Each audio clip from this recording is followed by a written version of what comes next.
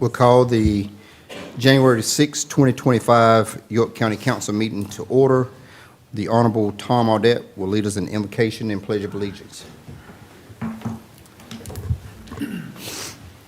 Heavenly Father, we come together today asking for your guidance, wisdom, and support as we begin this meeting. Help us to engage in meaningful discussion, allow us to grow closer as a group, and nurture the bonds of the community. We also wish to pray for safe travels and a prosperous new year. Enjoy that time with your family and friends. Lord Jesus, in Jesus' name we pray, amen. Amen. I pledge allegiance to the flag of the United States of America and to the republic for which it stands, one nation, under God, indivisible, with liberty and justice for all.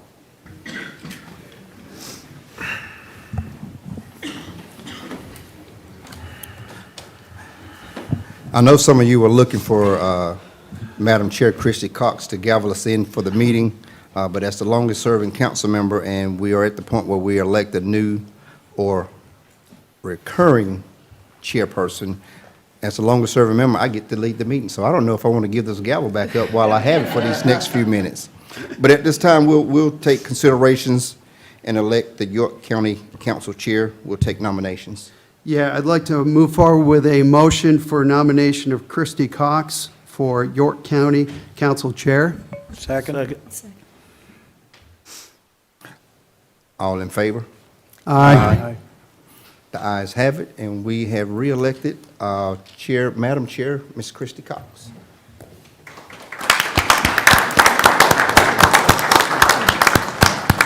You don't think none of the rest of us crazy enough to want to do it. Thank you to the council for trusting me with this responsibility. It is a huge responsibility, but it's one that I take very seriously. And I want to say welcome to 2025 to all of my colleagues. I look forward to working with you and continuing to move our council forward. And I certainly want to say a special welcome to Andy Litton. His first meeting today, we run straight from next door right over here, get sworn in and jump right into the frying pan, start doing the work of the people. So we do welcome you here. We look forward to your contributions on the council. We do have the responsibility of electing our council vice chair. Do we have any motions? I nominate Tom Audette for vice chair. Second. Got a motion and a second. All those in favor say aye. Aye. Any opposed? Hearing none, congratulations to Mr. Audette. You will be our vice chair. All right, thank you. Thank you.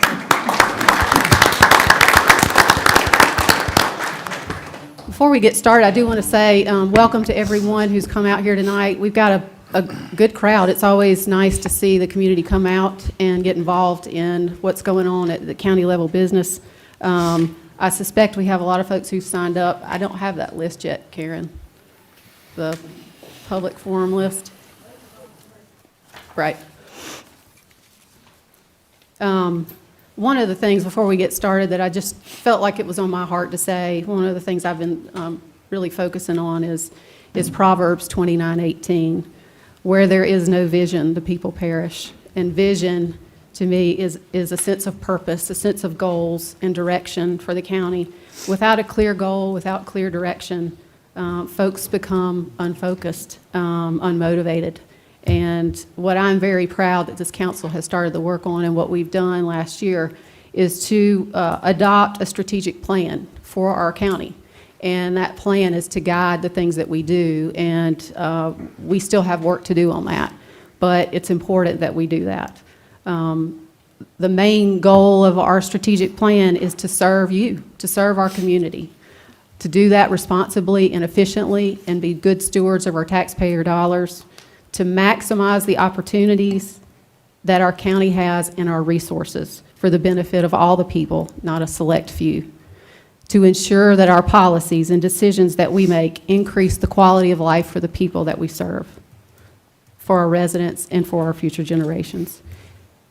I was born and raised here, and York County is very special to me, and I know it's very special to the rest of our council. We have a unique identity, a rich history. We must work vigilantly to protect our identity. Learn from the good and the bad. Embrace responsible growth without losing this identity. And most importantly, to work for unity, to achieve the common goal that all of us at the county have. That is to be the best place to live, work, and raise a family. For a county of our size and location and bordering North Carolina, unifying our purpose and protecting our identity is critical. We must be intentional and selective about what we do and ensure that we are working cooperatively with our other governmental agencies. Meeting with our other governmental partners is a priority with our municipalities and with our school districts. Increase collaboration and communication and confirm that collective vision. That's what I see as what this next year will be, is continuing to unify that purpose, and we will start having those meetings to that effect. The community is expecting us to get this done and to do it well. And I'm thankful for our management team and for our staff at the county that's ready and willing to help us get moving and hit the ground running. That's apparently become a theme. So thank you for allowing me that bit of time just to set what I think will be exciting times for York County. And now we'll move on to what I know you're here for, which is the business that you came to come sit for. We do have oath of office for several individuals. When I call your name, if you'll come forward and stand in front of the podium, our county attorney will meet you up front and will help you get sworn in. We have Dorothy Johnson with the Cultural and Heritage Commission in District 2, Lauren Milam with York County Library Board, District 3, Terry Plum, York County Library Board, District 4, Valerie Lynch, Board of Zoning Appeals, District 2, and April Simpkins, York County Natural Gas Board. And as you make your way forward, we do want to say, our council wants to say thank you very much for your willingness to serve. You do so without pay, and you rarely get thanked, if ever, and we do want to say thank you. The people in this room say thank you as a community for the work that you do for the people. Thank you.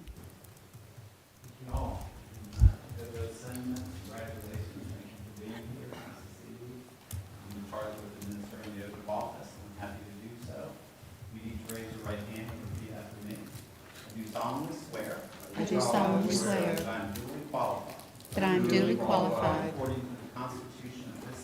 according to the Constitution of this state to exercise the duties of the office to which I have been appointed, and I will, to the best of my ability, discharge the duties thereof, and preserve, protect, and defend the Constitution of this state and of the United States. So help me God.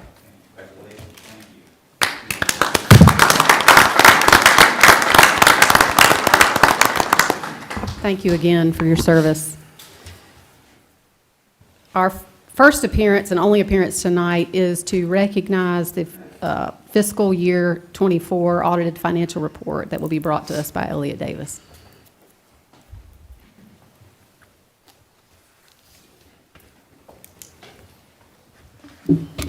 Thank you, Madam Chairman, members of council. We appreciate the chance to come and talk about the 2024 audit.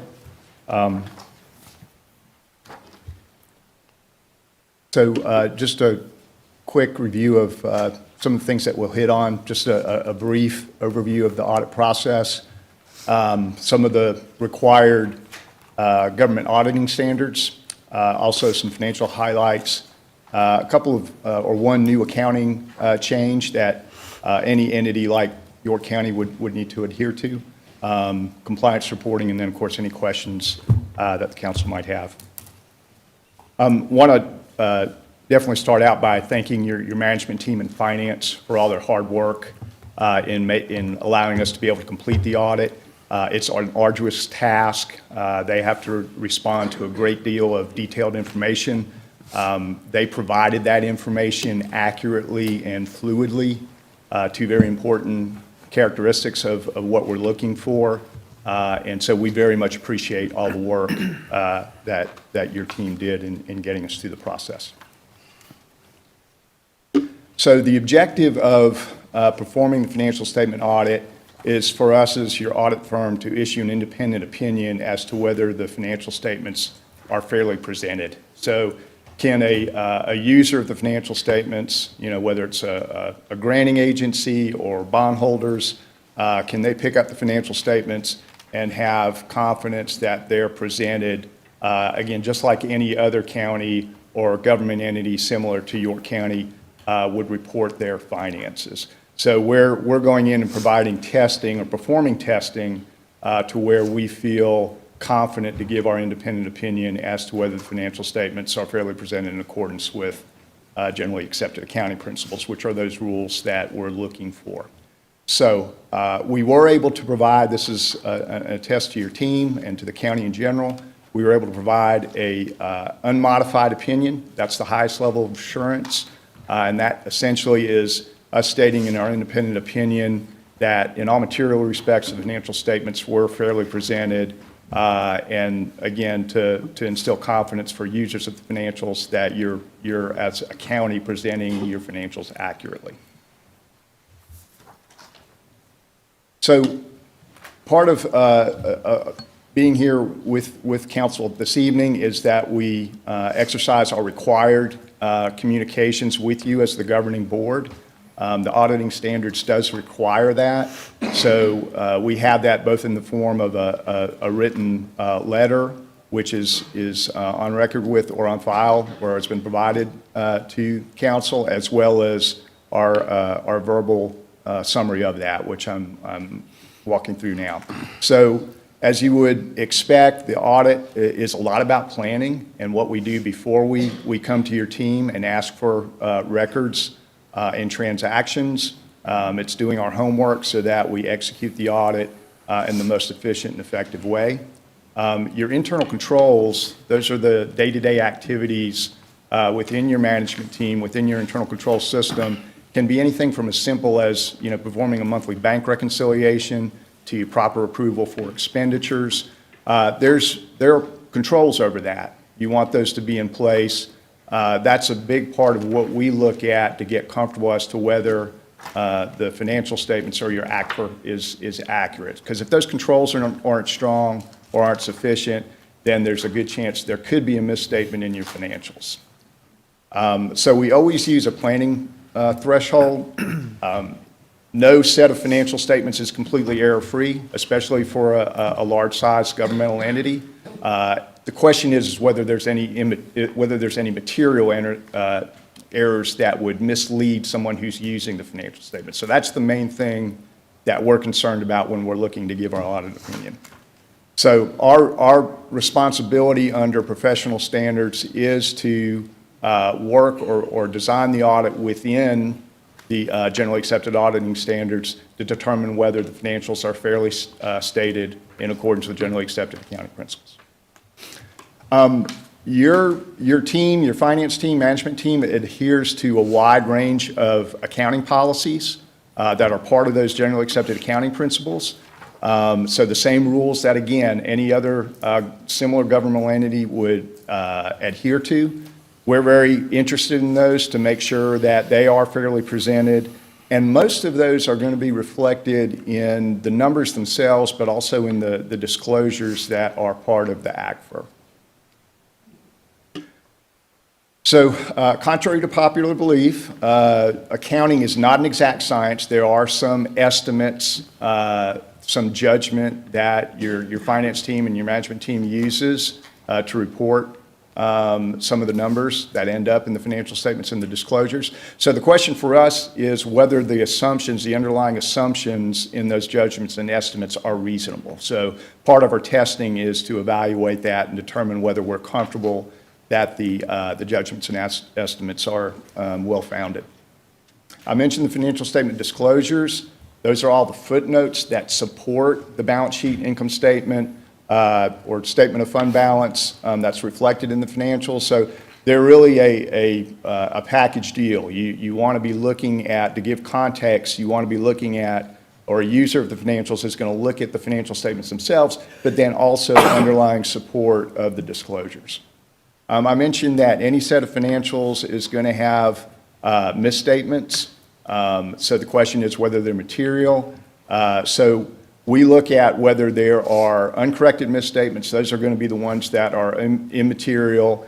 And if correction is required, that's normally going to be an adjustment that's required if the financials were materially misstated. We did not have any corrections or adjustments from an audit standpoint. Again, a testament to your team. We didn't have any misstatements that required correction. We know that when we're performing the audit process, your expectation is that, when we're looking at your internal controls, when we're looking at your practices, that if we have any observations, we communicate those to you.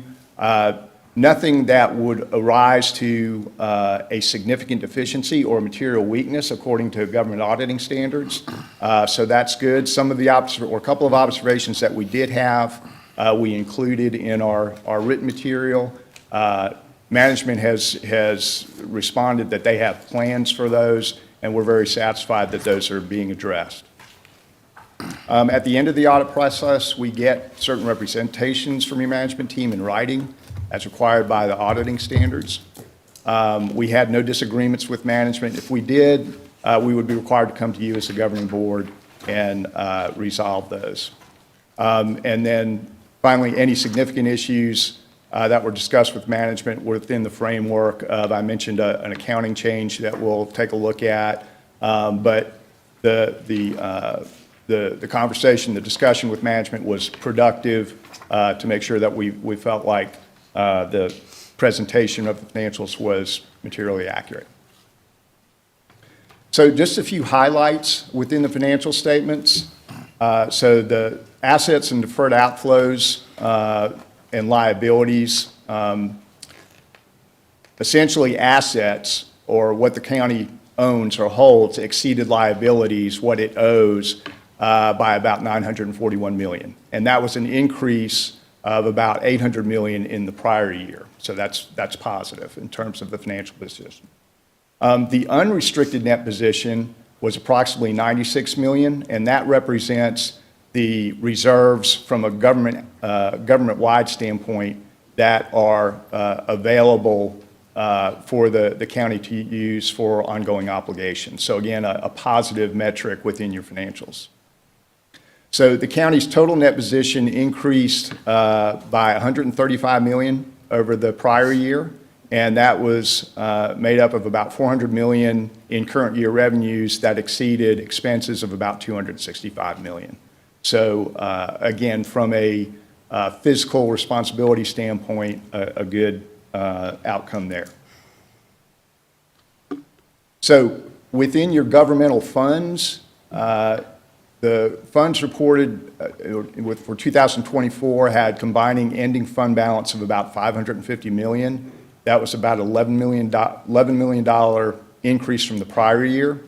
Revenues and other financing sources of about $324 million exceeded expenditures by about $313 million, and that was mostly due to property taxes and other revenues exceeding budget, as well as vacancies for certain positions and conservative spending on the expenditure side. So in total, fund balance included, and this is fund balance being your assets less your liabilities, so kind of your reserve, included approximately $99 million for the general fund, $292 million for your capital projects funds, and about $159 million for all of your other non-major funds. So within the general fund exclusively, the county's general fund balance increased by about $10 million. Revenues of about $164 million were exceeded expenditures by about $135 million. And transfers to the reserve fund were approximately $3 million for a future chair facility, approximately $15 million for capital improvements, and then approximately $1 million for economic development. Also of note, the county has a fund balance policy to where unassigned or available fund balance should be 25% of next year's budgeted expenditures. The county achieved that. So that again is a good planned metric that you were able to achieve in terms of having sufficient reserves from a general fund standpoint. Also noteworthy, the county continued to maintain its AAA credit rating, obviously in terms of pricing debt and as a reflection to users or potential bondholders. That's a plus and something that you certainly want to continue to maintain and strive for.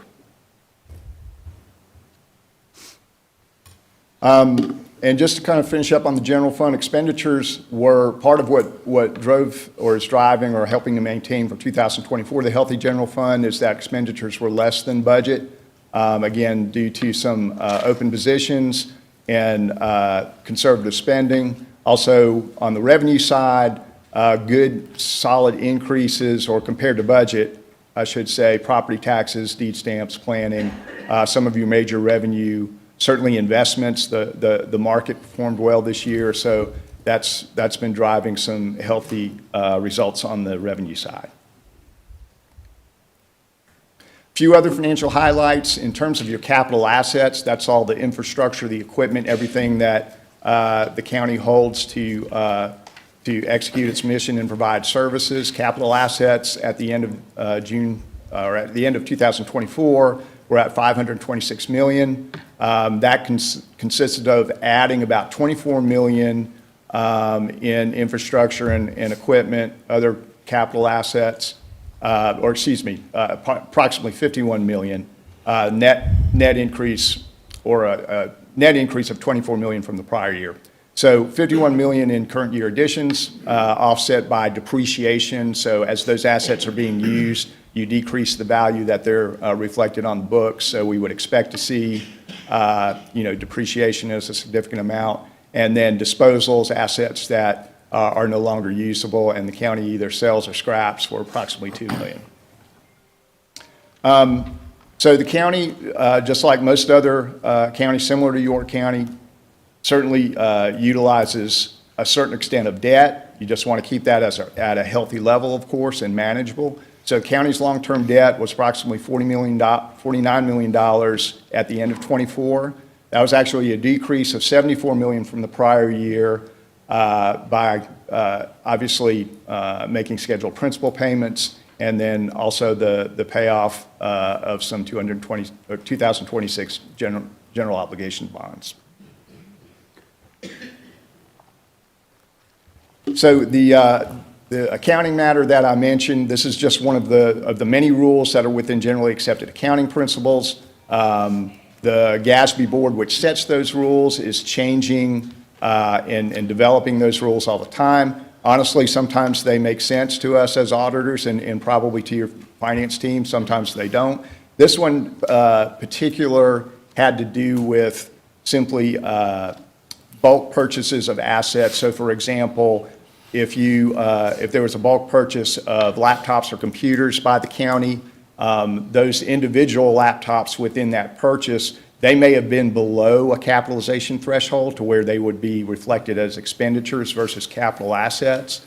But this new standard says, well, what we really want to do is to group those together as one asset, which means they would likely exceed that expenditure threshold and end up as part of your depreciable assets or capital assets. So really an accounting measure which had the result of about $7.8 million, almost $8 million in increase in the county's capital assets. That's $8 million that otherwise would have potentially been reflected as expenditures versus depreciable capital assets. So this is a rule that, again, any similar entity would be required to follow and implement. I mentioned the compliance reporting earlier. This really is a separate audit process, separate from the financial statements. And again, we're providing an opinion as to, in this case, not whether the financial statements are fairly stated, but whether the county is in compliance with federal grant requirements. So for 2024, the county made use of and incurred expenditures of about 13 million, just under 13 million in grant expenditures. Again, for a county the size of York County, it's not uncommon. You don't want to, if you can utilize those funds, certainly want to do that to help accomplish your mission. So, but they do come with a lot of strings attached from the granting agencies, in this case primarily the U.S. Treasury for pandemic-related recovery funds. So what we were testing for there in order to give our opinion was whether the compliance requirements by the Treasury were being met. So the downside is potentially if compliance requirements aren't met, that could result in a required refund of grant expenditures. So the good news being that based on the testing we performed, in our opinion, the county was materially in compliance with those compliance requirements, and so we were able to issue an unqualified opinion for your what's called your single audit, which is really a separate audit from the financial statement audit. All of that is performed under the umbrella of government auditing standards or Yellow Book standards, which is just somewhat of a stepped up level of audit requirements, so a little bit higher hurdle for the county and other governmental entities to jump through versus private sector audit requirements.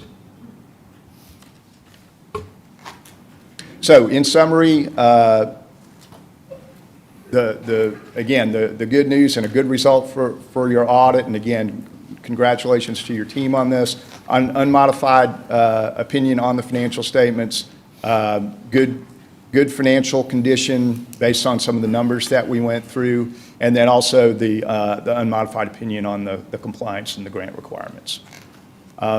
So, Madam Chairman, that's our summary, and certainly can take any questions that you or the members might have at this point. Thank you, sir.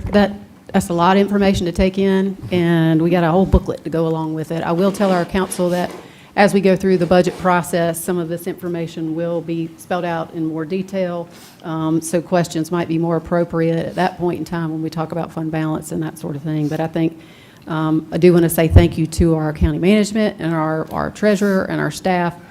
They do a phenomenal job of ensuring that the taxpayer funds are accounted for and that they are looked after, and that they're very transparent to the public about what is happening. I mean, the takeaways for me are healthy fund balance, which we maintain, we're able to use and to borrow against when we do some of the pennies for progress funding. That saves taxpayers money, and we were able to get projects done within 4 years.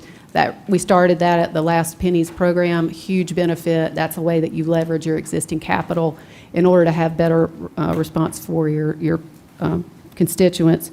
We also have a healthy fund balance and a AAA credit rating, which is the highest you can get, which we've maintained. So I do appreciate that information. And if there are questions from council that we can't address later, certainly will, if you want to ask those questions now. All right. Thank you, sir. Thank you, Madam Chair. Thank you. Thank you. Thank you. We move now to our public forum session. This is an opportunity that council makes sure that we have at the beginning of each meeting, and it's an opportunity for any citizen to come forward to the council, and you have 2 minutes for you to comment on anything that's within the county jurisdiction. Here are the rules with that. Number one, no name calling. Please be civil in the things that you say. This is not an opportunity to ask council individual questions, because our job during this time frame is to listen, and that's what we're going to do, is we're going to listen. What I ask that you do is, if you will watch the screen, since we allow the first 15 individuals that come to the council meeting to sign up, we've had 30 people sign up. So what I'm going to do is I'm going to go down the list, and we'll do the first 15, and whoever those first 15 are, we'll allow you to speak. When you come forward, when I call your name, please come forward, state your name, and give your address. I always hate interrupting on that, so please give your name and address before you start speaking. And if you'll pay attention to the screen, will let you know when you're getting close to your time being up, and then when your time is up, if you please cut your comments off, that way I don't have to do it. I do notice that there are some folks that have signed up about SILFAB. I want to say this, that matter is in the midst of litigation. That is an issue that a judge has to decide and not council. I do want to make sure that folks know the procedural issues associated with that. So with that said, we'll go through the list. First on the list is Donna Forrester. Hi, I'm Donna Forrester, and I'm at 3328 Summersong Lane in Fort Mill, South Carolina. So here I am again, for the third time, addressing the York County Board regarding SILFAB. The first meeting I attended and spoke at was the zoning board hearing, which they unanimously agreed that the solar manufacturing plant did not belong in Fort Mill. It has been proven that the chemicals they were using can cause tremendous damage to water, air, and people's health should an accident occur, and how many manufacturing plants have zero accidents. With that said, we know it would only be a matter of time. 32,000 gallons is a significant amount of xylene. It's all super volatile stuff, no question about that. SILFAB plans to become one of the first manufacturing companies to manufacture CSPV solar cells in the U.S. In other words, Fort Mill will be a guinea pig. I appreciate that you allow us to make comments, but at this point, I know they're falling on deaf ears. It is not that we're against solar power, as it definitely has merit, and creating jobs is a very positive step.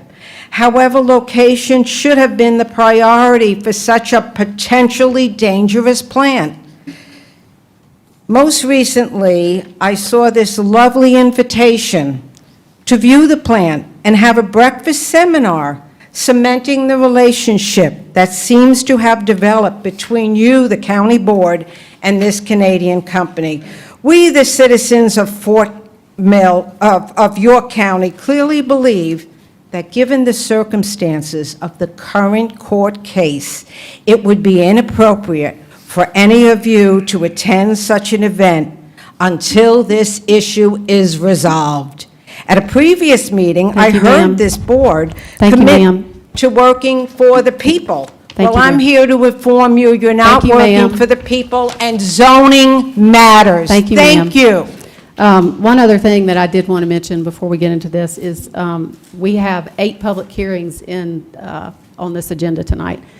If there is someone who signed up on this 2-minute mark that doesn't want to be limited to their 2 minutes, it's your choice. You can speak at this 2-minute mark, or you can wait until the public hearing comes up. At the public hearing, I don't cut you off for the 2 minutes, and we do have a number of them. So that's your choice. When I call your name on this 2-minute list, you can make that decision. I wanted to make sure I neglected to mention that. Carrie Bishop.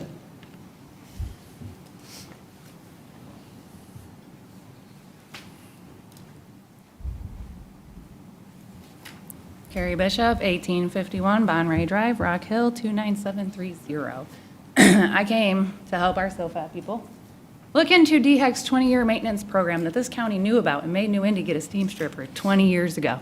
20 years ago. They're in the second half of that 20-year maintenance program. 10 years left. So, with New Indy's increase in SO2 emissions from their steam stripper that the law firms didn't want me to tell people about until later, what do you think that's going to do with their emissions at SILFAB too in this maintenance program? So have your lawyers look into that. I was not allowed to post it on Facebook. And by that, I mean some of my posts are taken down before they're even allowed to get posted.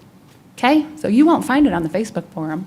Now, come to find out at the end of New Indy, the whole thing was a scam, and some of you knew it. So good luck. Now, at the end, my head got bashed around. I got a head, neck, and back injury. And my 3 children are injured, and we were left to rot for everything I did for this county. Thank you, ma'am. Agnes DeBlosi, I'm sorry. I think I've... Good luck. Pass, move on, okay. Robert Wilson.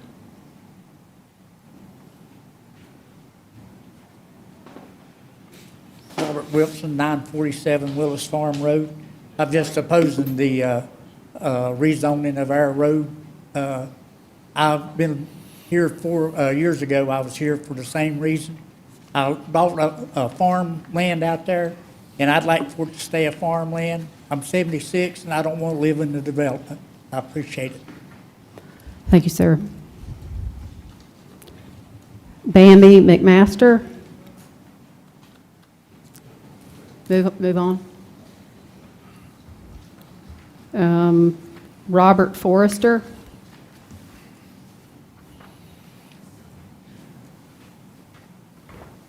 Robert Forrester. All right, I don't think Mr. Forrester is here. Sandy Braun? I'm sorry. Did you say Brown?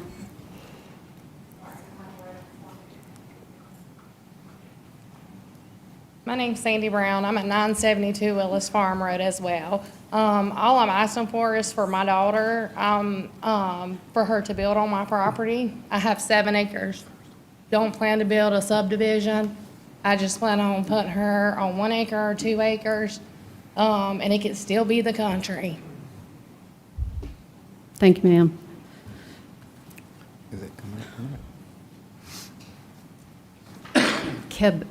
I'm having a hard time. Quebeca, Barry, or Rebecca? You wait, okay, I'm sorry. Eddie Berry? Okay. K.M. Winslow? Kim Winslow? All right. Mark Winsboro? Okay. Deanne Lindsay, or Dina Lindsay? Jake Harris? Wait, all right. Beverly Caliendo? All right. Sandy Fallows? I got a feeling everybody's going to start talking at the public hearing. Ed Lindsay? If I may, some of us signed, we thought it was a signage. Okay. Yep. That's what I figured. Ed Lindsay, 5600 Crowds Cove Lane, Lake Wiley. So my property, I'm here about the rezoning for the property going industrial. Something 49, I forget what the number is. So I live just on the other side of the bridge of the property that they want to zone industrial, light industrial. So if you drive up 49 and you cross over, ooh, that clock's moving fast. And you cross over the bridge, it looks like it's 2 bridges, but it's one because right in the middle of that bridge is about 30 yards of trees and dirt. So 25 years ago, there was a public boat launch right there by the bridge. People jumped off the bridge, people went water skiing under the bridge. I have a floating dock that no longer floats. It's on dirt because of the silt coming down. And recently I noticed that when Hurricane Helene came through, we exceeded full pond on Lake Wiley. For those of you who don't know what full pond is, that means we flooded. It was only a couple of inches, but it's flooded. There is no place that if I want to dredge around my dock, I would have to hire a company up on Lake Norman. Very expensive. What this property is going to allow me to do is have a local guy help me dredge around my dock. So it's really imperative to us that we start taking care of the lake. Now, it's nice that you've got a council person now whose business is water, so he understands all of the issues with the lake. Right now, Duke Energy will tell you, they post what the lake levels are, but what they don't post is how much the land under the water has come up. So that Duke has a very big problem of where to store the water, and there's no more room. So Thank you, dredging sir. helps. Thank you, sir. Marie Marr?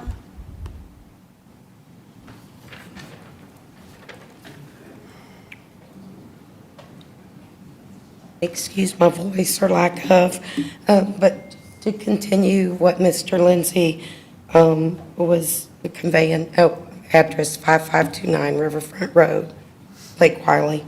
For case number 2459, for the rezoning of Crowder's Creek for that lot, I just want to speak in favor of approving that because the dredging is important for our property and our property values as we continue to watch that creek fill in.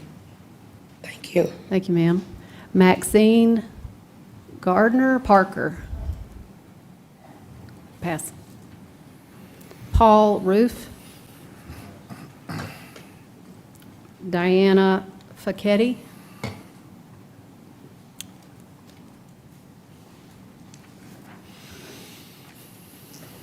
Good evening, Diana Fekete, living in the same community and neighborhood as the two community members before speaking up, and I also would like to speak up supporting the request of approving that rezoning request. If you once visit us, you will see what a wonderful and amazing community we built there. We are building values, memories, and great time together. We are helping each other. It is like 30 families worth. And I would like to ask you to consider approving that rezoning request in order we can reinstate the quality of the lake in our neighborhood. Thank you. Thank you. One thing I will say, we do have 8 public hearings, and so when you come up and speak about a rezoning, it is difficult for council to know which one it is. We can detect when you're telling about some of those, but I do want to make sure that we still have a few left on the list to call through. If you would be specific about it or wait until the public hearing, that way it associates with the right rezoning piece. Elizabeth Harris. Pass. Katie Bessman.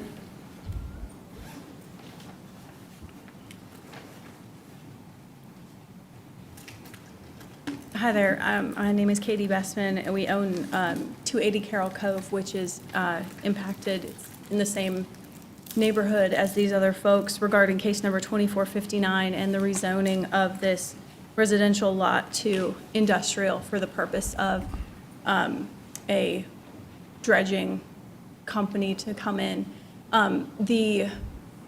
After we purchased this property, we were informed by one of the very reputable dock building companies on the lake, oh, sell that as fast as you can. They're frequently landlocked, and within about 5 years, nobody's going to be able to get in and out of that cove. That's a bad investment. You don't want to buy that. You don't want to own that. We were told to get out of there. I had a realtor do a financial comparison of home values on the lake. The property next door to mine, if I can find it, I apologize, is currently listed for $620,000, and it is a 3-bedroom, 2-bath, 1667 square foot waterfront home. The average of the 5 listings that he pulled for me are 2-bedroom, 2-bath, 1,300 square feet, so smaller. And the average closing price for those homes was $820,400. So you can see that this home should be worth $220,000 more than it's listed for. And the fact of the well-known conditions of it being landlocked has depreciated all of our homes' values by that significant amount. And if you approve this rezoning, it means a lot for us. The other issue is surrounding residential development going in. If you look at their preliminary site plan, they don't plan any homes east of that lot. They only plan homes to the west, and this dredging would benefit those homes because many of them are waterfront as well. So this is actually a benefit to the residentials around that area. So please, I ask for the sake of all of us, financial Thank you, ma'am. contribution, please approve it. Thank you. Thank you, ma'am. Alex Bessman. I didn't hear. Pass, okay. Pam Massey.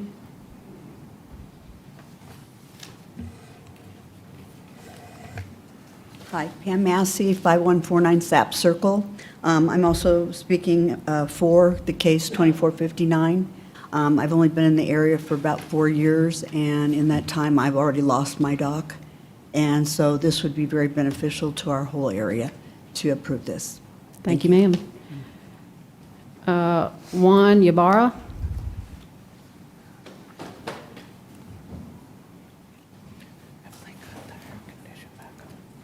Good evening. My name is Juan Ibarra, and my address is 5141 Subcircle. And also here to talk about case 2459, and for you to consider actually to approve, because he actually will benefit all our neighborhood that I know you already heard once and twice and many more times, that we're here to represent and hear the benefit that we're gonna get, not just for the families, but also, for the whole neighborhood. So, and I know there are several, and I don't know how many houses, but I think every one of us will get a benefit of it. So please, if you take a chance, I will appreciate if you can, guys, not just look at the plan, but also maybe just take a little ride on a boat and just check it out, please. Thank you. Thank you, sir. Lance Langenduffer?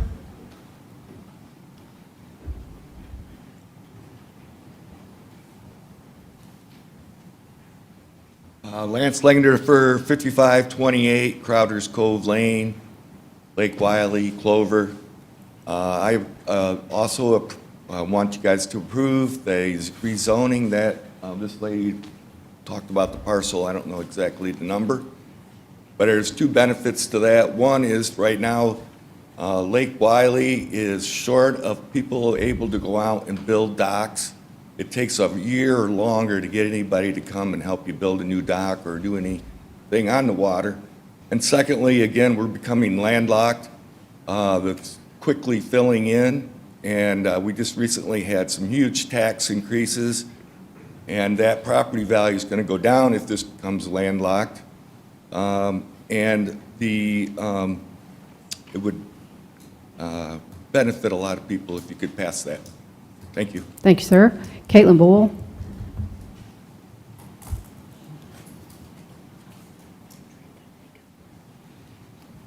Hello, my name is Caitlin Boyle, and I'm a resident of Fort Mill. I know that you agree that our children and families deserve the unwavering support and protection from community leaders. I deeply respect the dedication and hard work that so many members of the York County Council have put in to serving our community. It's because of this respect that I feel compelled to address a recent invitation that was reportedly extended to some elected officials, perhaps including some of you, to attend an event connected to Silfab Solar. The invitation reads, "You're invited. Silfab Solar private tour and project update. It takes place on January 9th and will include a breakfast, remarks from leadership, and a tour of the facility." A heavy industrial plant does not belong adjacent to two school sites in the heart of Fort Mill. Attending such an event, especially while litigation remains unresolved, could unintentionally send the wrong message. We need to continue to trust in our elected officials that you'll stand firmly on the side of the people who you were chosen to represent, and you won't be swayed by corporate meet and greets. I feel that until the courts have ruled, any engagement with Silfab Solar appears to legitimize their operations and is deeply inappropriate. Attending this event may make residents feel the voices of corporate interests carry more weight than the heartfelt concerns of those who live, work, and raise their families in Fort Mill. I trust that you, our leaders, want to maintain the confidence and uphold the integrity of the ongoing legal process. Declining this invitation would reaffirm your commitment to the people that you represent, and you would ensure that we all feel heard, valued, and respected. This is not a criticism, but it's an earnest plea to continue to demonstrate leadership and integrity. Thank you. Thank you, ma'am. That concludes our public forum session. We do appreciate everyone for coming out and speaking. We're going to move into our next step is the consent agenda. Do we have a motion on consent agenda? Motion to approve. Second. Motion and a second. Any discussion? All those in favor say aye. Aye. Any opposed? Hearing none, consent agenda is approved. Our first public hearing is rezoning action. Hold a public hearing and consider first reading case number 24-52, tax map number 46400000019, to rezone from AGC to RUD, 3.02 acres in District 2 Before we get started, Jonathan, I appreciate you being ready. I do want to let folks know, since we have so many public hearings, the way that rezonings happen is they go to Planning Commission first. Then they come to us for the first time, first reading. Everything tonight is first reading. Every rezoning takes a public hearing like we have tonight and 2 other readings in order for it to pass. So I do think that sometimes we forget that process, but since we have so many, I did just want to reiterate that's how the process works as we move forward. Now, Jonathan? Yes, ma'am. Thank you. Good evening, rest of council as well. So this application is on just over 3 acres on Parham Road, and the request is to go from AGC to RUD. The applicant is proposing to split this parcel in 2. There is an existing home on there. They intend to create an additional 1-acre parcel to build an additional home on it. So this is the zoning map for the area. So that dark green color represents AGC. So you can see at the intersection of 55 and Parham, this quadrant is agriculture, predominantly agriculture on the western side of Parham as well. And there's a mix of RUD1 and AGC1 in the vicinity as well. For the future land use map, that dark green color represents the agriculture future land use designation. The mint green color represents the rural residential designation. You can see this falls squarely in agriculture. Staff is recommending denial of the request. It is inconsistent with the comp plan and the future land use map. You can see the difference in that designation there. So the existing AGC district is actually very consistent with that designation. All of the adjacent parcels and those in the immediate vicinity are AGC, and all those adjacent parcels to the subject parcel are also 5+ acres. By a 5-2 vote, the Planning Commission went the other way and recommends approval on this. They originally met in December and had a split 3-3 vote, so they deferred to reconsider the item when they had a quorum again in December, and so that's where that 5-2 vote for approval came from. So some of the commissioners that favored denial, they referenced the comp plan recommendation for agriculture and large lots. Some of the commissioners that favored approval cited the non-conforming lot size of the existing lot in AGC, and that there is RUD district presence nearby south of 55, and they referenced some community signatures that they saw as well.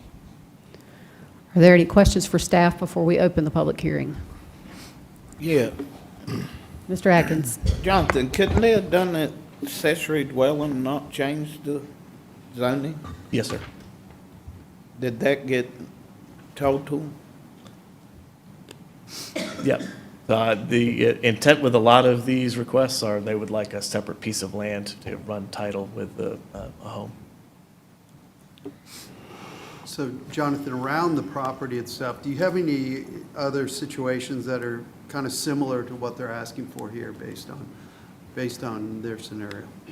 So here's the zoning map for the area. So you can see there are some RUD1 lots on the south side of 55 on that stretch of Parham.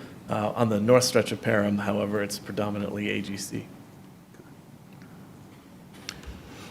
On page 3, Exhibit B, when you're looking at the triangle, that's the one. All right. Right above Highway 55, what size lot is that? How many acres is that lot? You had it on a previous page, I believe. Are you referring to this lot here? Below it, the large lot, Oh, this one? 150 or so acre lot. Yeah, we don't know off the top of our heads there.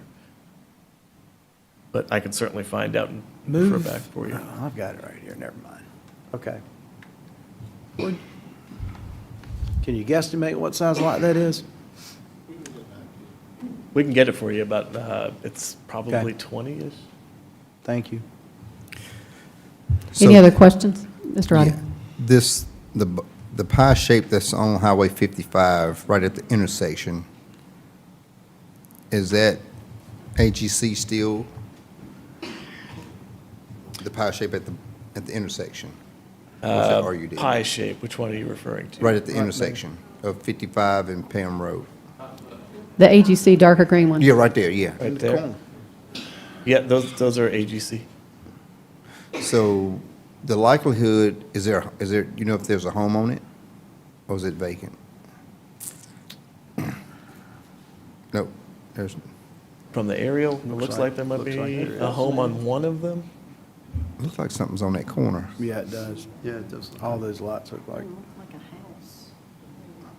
Because, and what I was about to allude to is that if there is nothing on it, are they gonna come, are we setting a precedent for another similar situation come ask for a RUD? Yeah, so each case stands on its own merits, but once you start adjusting the map, it is another point of reference, so it could inform a future request that might be similar.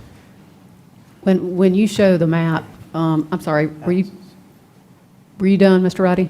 Yeah. Of the lots, it looks as if there's a lot of darker green lots that are still considered AGC, but that appear to be smaller than this parcel. Yeah, there are certainly more non-conforming lots on Right. Parham.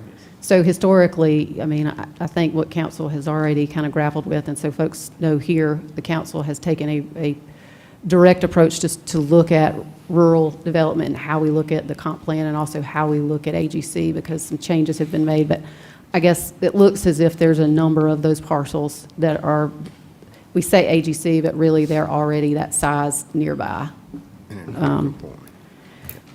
Are there any other questions for staff before we open the public hearing? Well, the planning commission, they approved 5-2. So did they have any specific comments about, okay, there we go.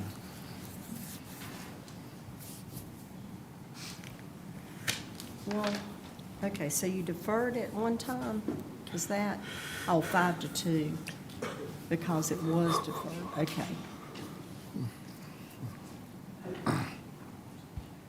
Okay. All right. Thank you, Mr. Bueno. We're going to open the public hearing now. Is there anyone here that wishes to speak against this request? And if you wish to speak, if you'll come forward and give your name and address before you speak. Is there anyone who wishes to speak in favor? Please come forward if you'll give your name and address. Stephen Britt, 700 North Parham Road. I am the landowner, and we are doing this to do the property like that. They were told we had to go from ag to RUD in order to allow him to build a home on it for him and his young family. We did go to all the, I know you were looking at the maps of the big properties there. We did go to all those landowners and get their signatures, and they were in favor of what we were doing. Thank you, sir.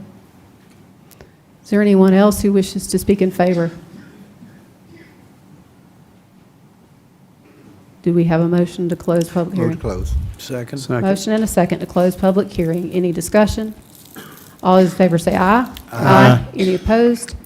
Hearing none, the public hearing is closed. Do we have a new motion? Motion to approve. Second. Motion and a second. Any discussion? Yes. Do you want to say anything, Andy? Go ahead and I'll go let you go first. now. You sure? Yeah. Okay. So as you look at this, obviously, if we went back to page 3, Exhibit B, you see that this property is surrounded by AGC. Right? Jonathan, can you change it back to, please? Thank you. And that's why I was asking about that parcel to the right. That parcel to the right, if that triangle goes to AGC, that means that parcel to the right could go to RUD. If we rezone this RUD, the parcel to the right could eventually come to us and ask for RUD as well. And now that whole area could begin to be developed. And this has been my concern over the last, 6 or 8 council meetings when we started talking about AGC. When Recode happened, Recode changed the way we looked at AGC. In the original code, AGC said that any size AGC could have 2 houses and an accessory use. Then it changed to 5 acres could have 1 house and accessory use, as you just mentioned a minute ago. But today it's 10 acres. You have to have 10 acres for 2 houses and accessory use. I think it's unfortunate that, for me personally, it doesn't really make sense for us to agree to take a 3-acre lot and move it to RUD, because other lots close by could be developed, as you've argued against in the past and for. But I think what I'd like to see happen is us to get on with the conversation about redefining AGC in York County to take it back to protect the rights of the parcel, the landowner. Because if you just look at this map here, and you take Highway 55, and you look north of 55, now I just did a quick count when I was preparing for our meeting, and there are about 62 parcels of land north of 55. 32 of those parcels, roughly 32 of those parcels are less than 10 acres. That means that when code was changed, 32 landowners' ability to do something to their property was affected. And I don't necessarily agree with that.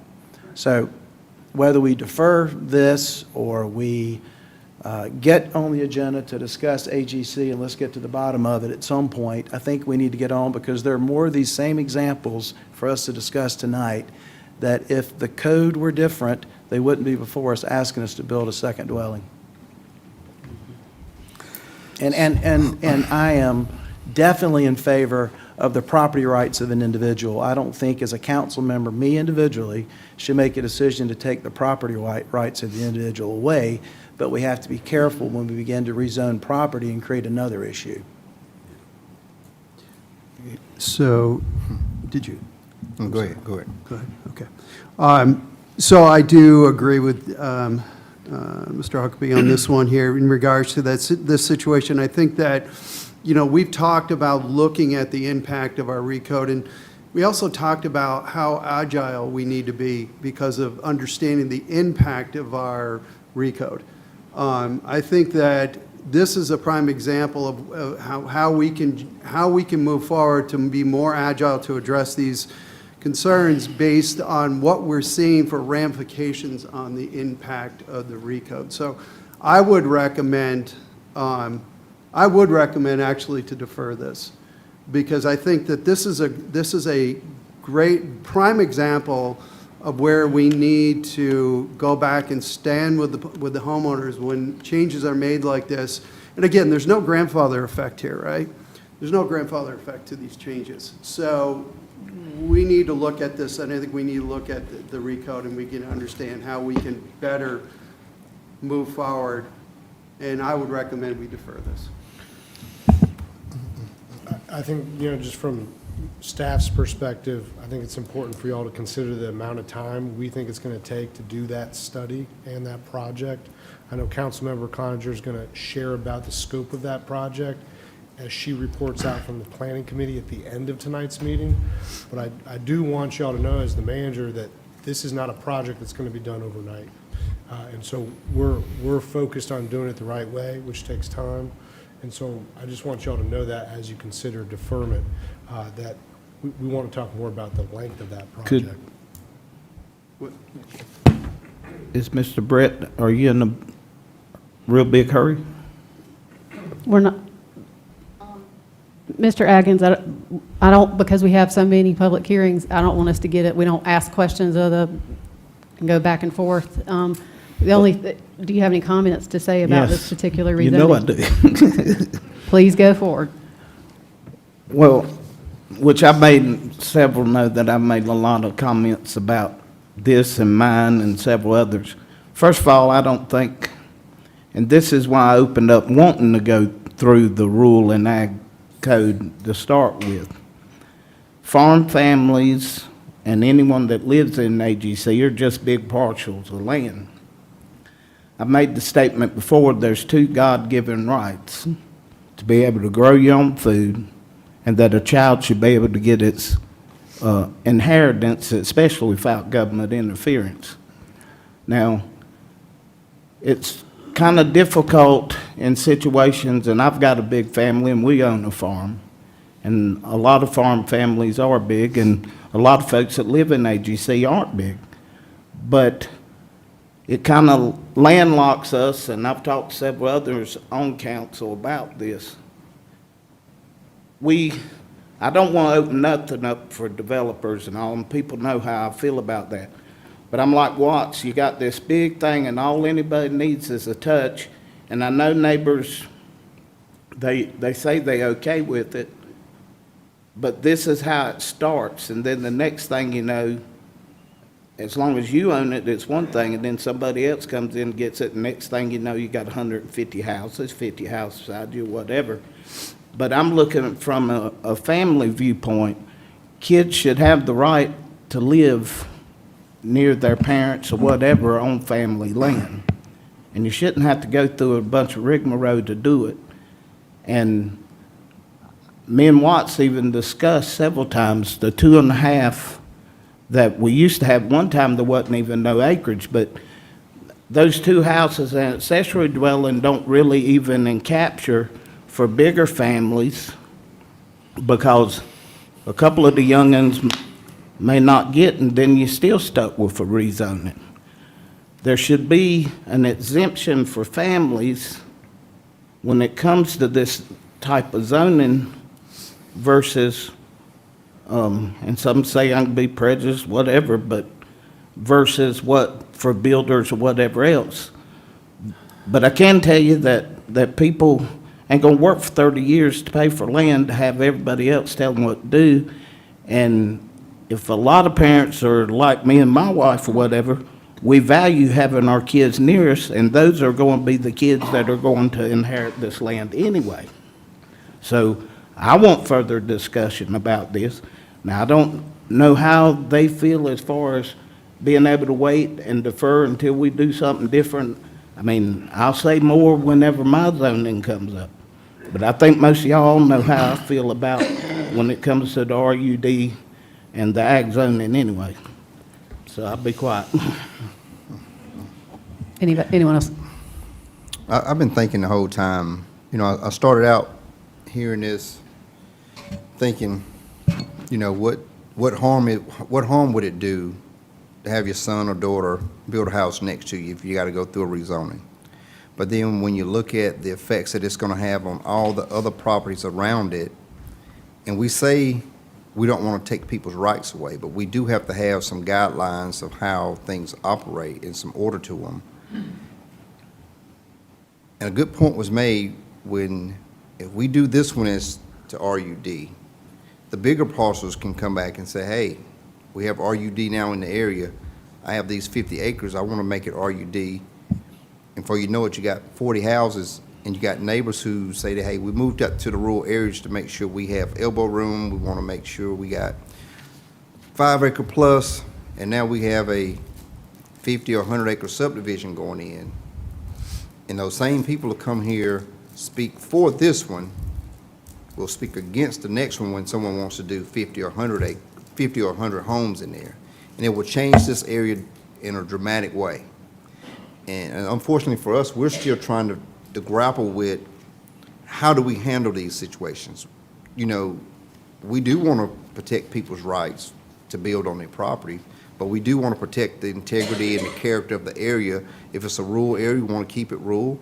And some areas are going to change, but I'm kind of torn between this one, and we are in the midst of trying to figure out how do we handle true AGC, because just because we say AGC doesn't mean a family's farming on it. It's just the zoning of the land. Maybe a big piece of land, but nobody's farming it right now. And I can tell you, there's not too many people getting into farming. People are getting out of farming. They're selling, kids are selling, grandkids are selling to increase their dollar value or whatever you want to call it. So it's a tough spot for us to be in, to tell a family no. And it's even in a tougher spot to say yes and disturb the whole character of that area that could change in a matter of 6 months.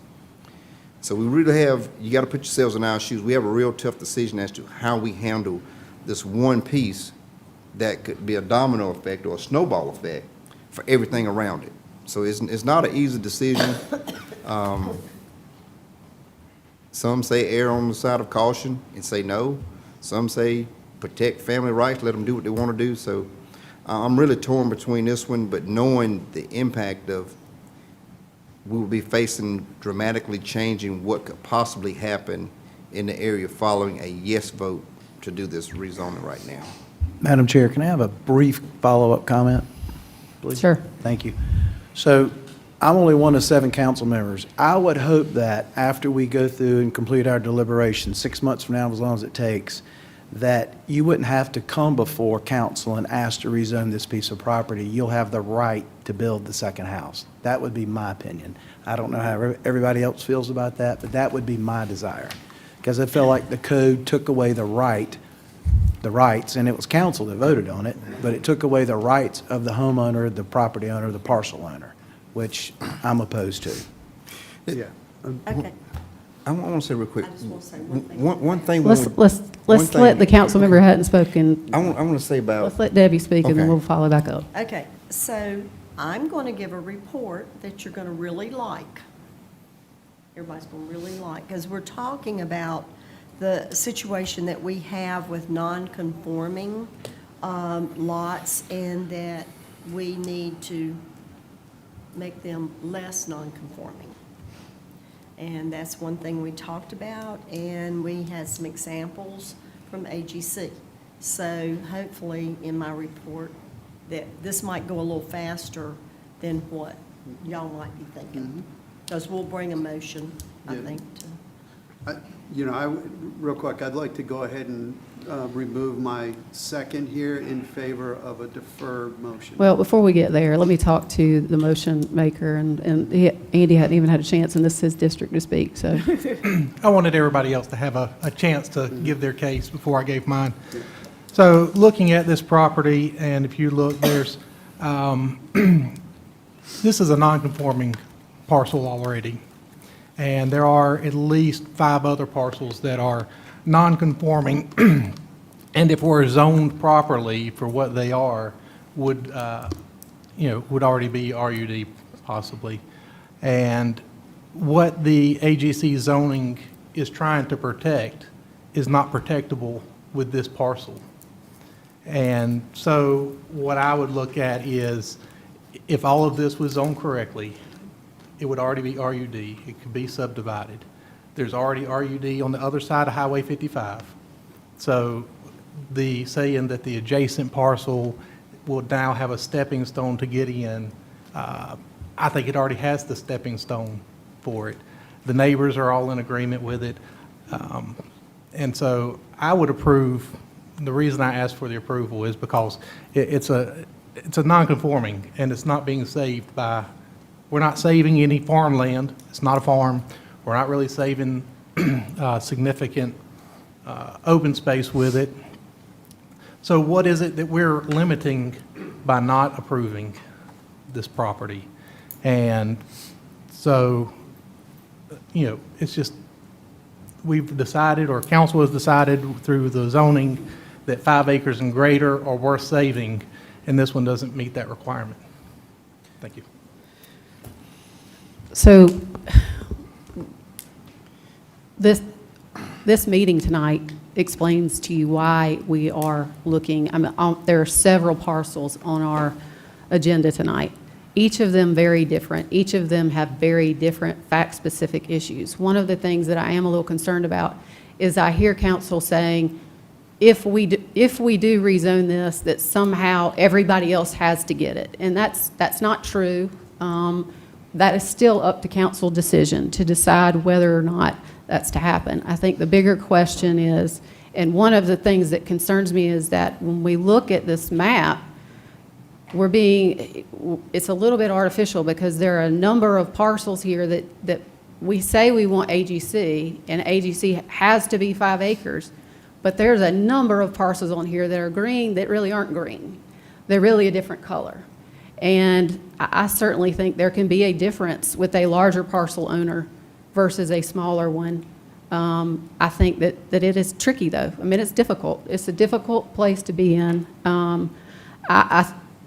I would suggest, I guess I'm leaning towards approve first reading and then defer these other hearings. I'd like to have a little bit more information about some of these other lots, how close they are, get some feedback from our staff as to whether or not taking this action truly does put us in a situation where we have to take action on these other parcels, because I think that we have heard from our community that we don't want to have unbridled growth, and these larger parcels are a concern.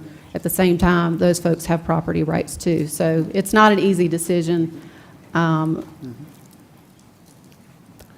I think the issue for the district representative is, do you want to move forward with a move to approve this or defer it until we gather a little bit more information to do that?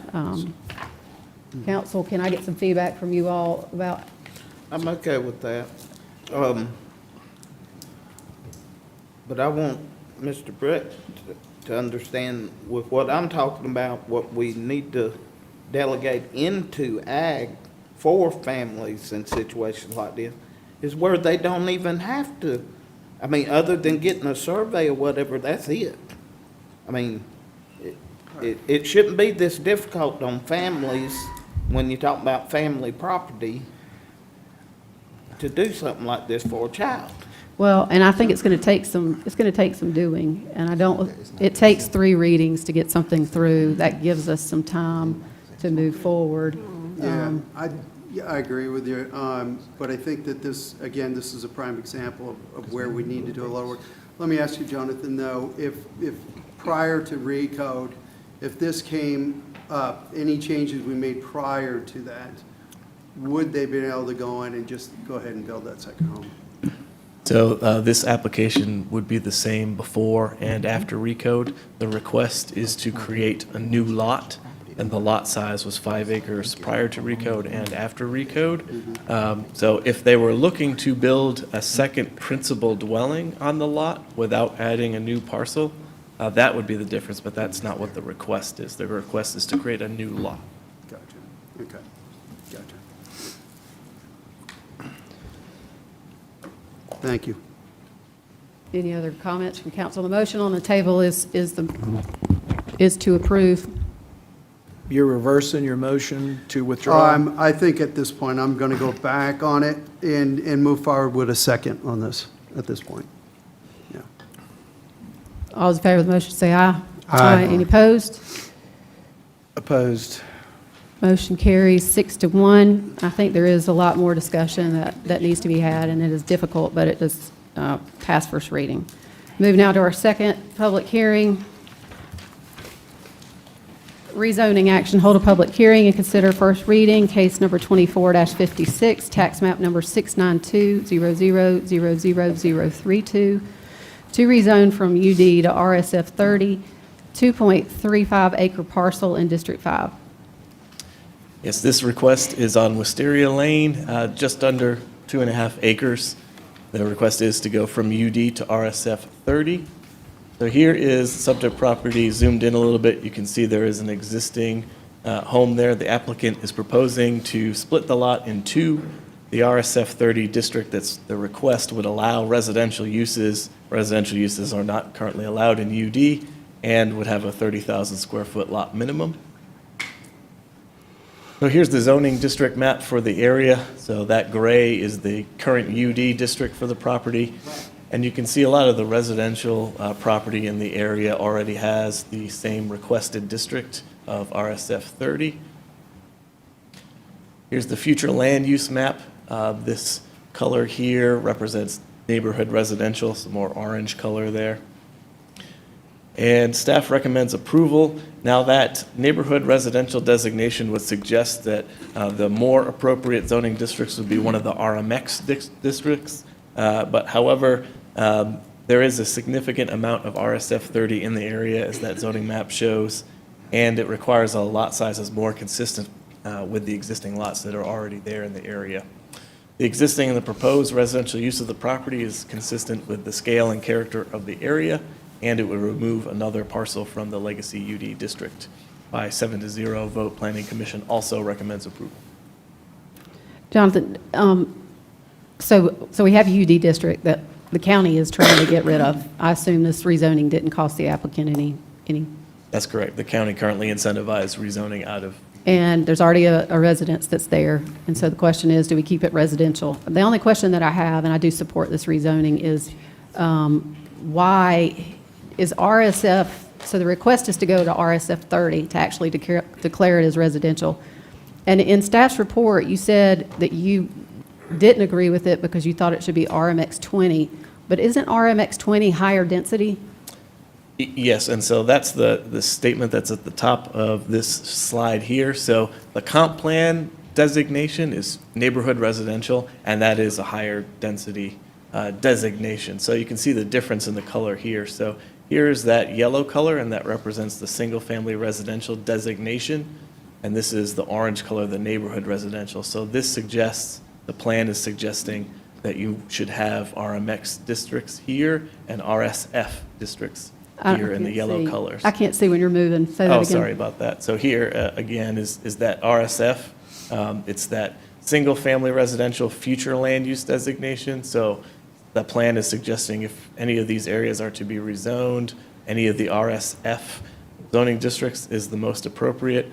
And here in the orange is neighborhood residential future land use designation, and that suggests RMX is the most appropriate district. But that doesn't mean it should dictate your decision entirely and Well, exclusively. And let's go back to that, because here's the concern that I have, and this is the problem, is that a lot of this parcel, I don't think that when we did the comprehensive plan, that neighborhood residential, in my mind, meant it had to be RMX 20. I think what council's trying to do is to encourage larger lots, lower density, and in this case, I think there's a disconnect between there being this idea that you have to be RMX 20 to be there when there are a number of surrounding properties, even though they have that color on the map, that color is more consistent with RSF 30, which is something I think the community wants. They want to see lower density, and that's what the applicant wants.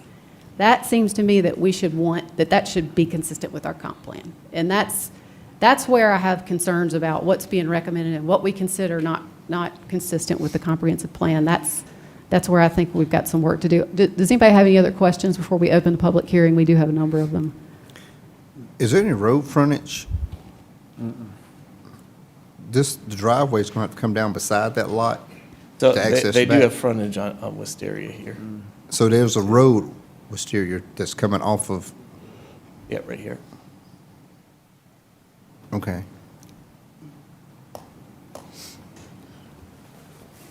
Gotcha. Any other I see it. questions?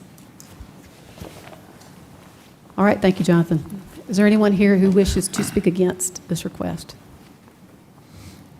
Is there anyone who wishes to speak in favor?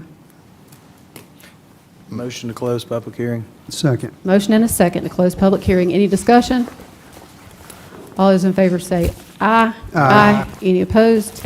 Hearing none, the public hearing is closed. I will have to say, when Tommy starts putting his jacket on, that should send a signal that it's freezing in here. I work every day It out in the started cold. out like a sauna, and now we're freezing. So if there's any help we can get to turn it back the other way, we would appreciate that. Ain't got no long johns on now. Do we have a new motion? Motion to approve. Second. Motion and a second. Any discussion? All those in favor say aye. Aye. Any opposed? Hearing none, motion carries. We move now to item number 3, rezoning action. Hold a public hearing and consider first reading, case number 24-58, tax map number 52900000061, to rezone from AGC to RUD, a 5.2-acre parcel in District 4. Yes, this request is from AGC to RUD on Willis Farm Road, 7 acres. Here you can see it's on a flag lot that comes down, and here's the bulk of the lot here. I'm sorry, did I skip forward to one? I skipped to the wrong one. We need to go to item number 3. So let me reread that one. We are rezoning action, hold a public hearing, and consider first reading, case number 24-57, tax map number 257000008, to rezone from AGC to RUD, a 7-acre parcel, and that's in District 3. Yes, thank you, Madam Chair. So, yeah, this is on Willis Farm Road. Here's that parcel, the subject parcel being 7 acres. The request is to go to RUD. So here's that parcel in red. Just wanted to show, here's Willis Farm Road. You can see here the various flags that are lined up for the parcels that feed into it. and here's that named driveway here, Willis Farm Road. So they want to split the property into two separate lots and to build an additional dwelling unit on the southern portion of the lot. So here's the zoning map for the area. So it's predominantly AGC. You can see there is one lot on Willis Farm that is RUD. That was from 4 or 5 years ago. The applicant intended to subdivide, never ended up doing that subdivision, but council did approve that rezoning at that time. Here is the future land use map. You can see it's predominantly agriculture, future land use designation here. Staff recommends denial of the application. It's not consistent with the comp plan and the future land use map. The existing AGC district is consistent with the agriculture future land use designation. Lots smaller than 5 acres are not in scale with the other parcels that are taking access from Willis Farm Road today. And it is that flag lot private driveway, and by a 7-0 vote, Planning Commission also recommends denial. Thank you, Jonathan. Any questions for staff before we open the public hearing? Yeah. Mr. Adkins? Here again, Jonathan, was this lady told she could have accessory use? Yep. Because I reached out to Ms. Brown and talked to her, and I was noticing, just looking through this thing, how do we exactly determine the fees when it comes to different zonings? Do we do it on acreage of them, or So how there is is that determined? It's two facets. There's a base fee, and then there's a fee that's based on acreage. Okay, because I know she was just wanting to give her daughter something, and there again, I just think we need to get through our discussions on the ag stuff, because it's basically a mother wanting to give her daughter, I don't know, rest of y'all. Does anybody have any questions for staff? Yeah, real quick, Jonathan, again, if we went back in time and they came to you prior to our recode, what would the response be on that? It's the same before and after. So the minimum lot size before recode, 5 acres. After recode's 5 acres. This lot is 7 acres, so in order to subdivide it at all, they would need 10 acres. Were you asking the original code, or? Yeah, the original code, Yeah, correct. the original code, same answer, sir. Well, the So, original code, wasn't it yes. any acreage? So the request is not to put 2 primary dwellings on a single lot. The See- request is to subdivide. See that? So that But I always think the 5 acres. applicant, I think the question is, what did the applicant want? The applicant wants To 2 split it. homes on that lot. Yeah. They want And 2 lots. I think They want 2 lots. they're fine if it's the same owner. They just want to, I've reached out to ask these questions too. So I think Yeah. part of the problem is, we need to start asking a little bit, digging a little bit more at the entry level to find out exactly what the position is on these issues. But right now, the only option we have is we have AGC or RUD.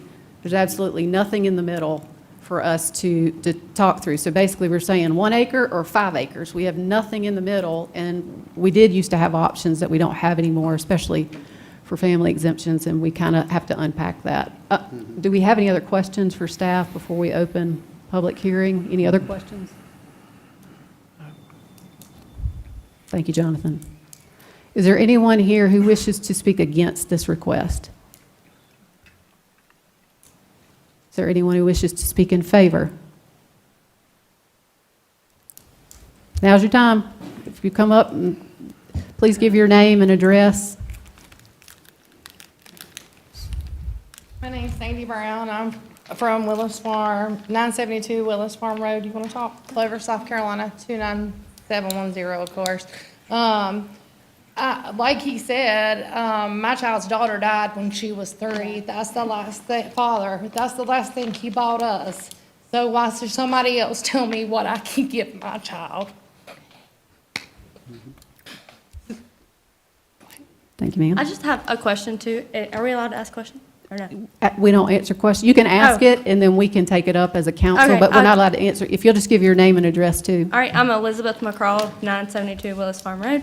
I'm the daughter, and I was just wondering, would it have been different if we had just did the 3 acres to cut it off to change it to RUD land? Because we tried to do that at first, but they recommended us Yeah, not. we'll do anything. I know you can't answer the question, but. But we will do anything. We're not saying 1 acre, 2 acre, or 3 acres, or whatever. We'll do anything. We're just trying to make it where my only child and her husband could build their home on my property. I mean. We we're might have not- been asking the wrong questions to begin with before we started this process, because when we asked We originally, tried. we were just trying to get to where we can have 2 primary residents on the same land. Didn't matter how we got there, that's why I originally went in with just trying to split off 3 acres, and she recommended to do the whole 7 acres, because we would have more options that way. So I guess And pay I'm our just- money first, like, get the money paid, and it costs us this large amount of money to get it rezoned, and we're at almost $900 when we walk out of here if it's denied. We're Which not a we rich probably will be. family. That's why I'm trying to hand it down to her. If I had $900 to give away, I wouldn't even come here, because I knew it was gonna be a chance, you know? But I have to at least try for my child. Thank you, ma'am. Is there anyone else who wishes to speak in favor? Motion to close public hearing? Second. Second. Motion and a second to close public hearing. Any discussion? All those in favor say aye. Aye. Any opposed? Hearing none, public hearing is closed. Do we have a new motion? Motion to approve first reading. Second. We have But a there'll mo- be more discussion. We have a motion and a second to approve first reading. Mr. Atkins, you want to lead off the discussion? Or, Same thing I've been saying, it didn't need to be this way, but, I mean, what else you supposed to say until we further talks about this stuff? I mean, any other discussion? I want to make, I guess this is a comment. You know, we keep going back to what was the original, could the family put 2 homes on 1 lot?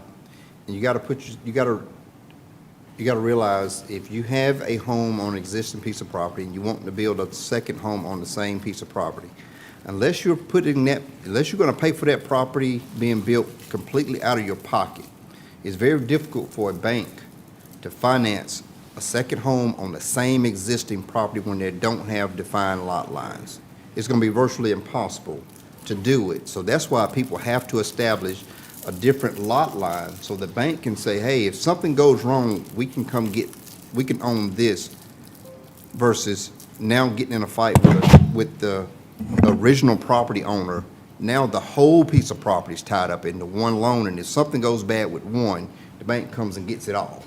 So you have to have defined property lines when you're talking about building a second home on a single piece of property that don't have separate property lines. So I think that's what we're gonna run into, that even if we go back and say, hey, yeah, you can build 2 homes on there, but the difficulty of acquiring those funds, unless you save that money and building it straight out of your pocket, is virtually kind of impossible in today's economy, because unless you're building a 500 square foot home, it's not gonna happen. So we still have to keep that in mind when we're saying building 2 homes on 1 lot.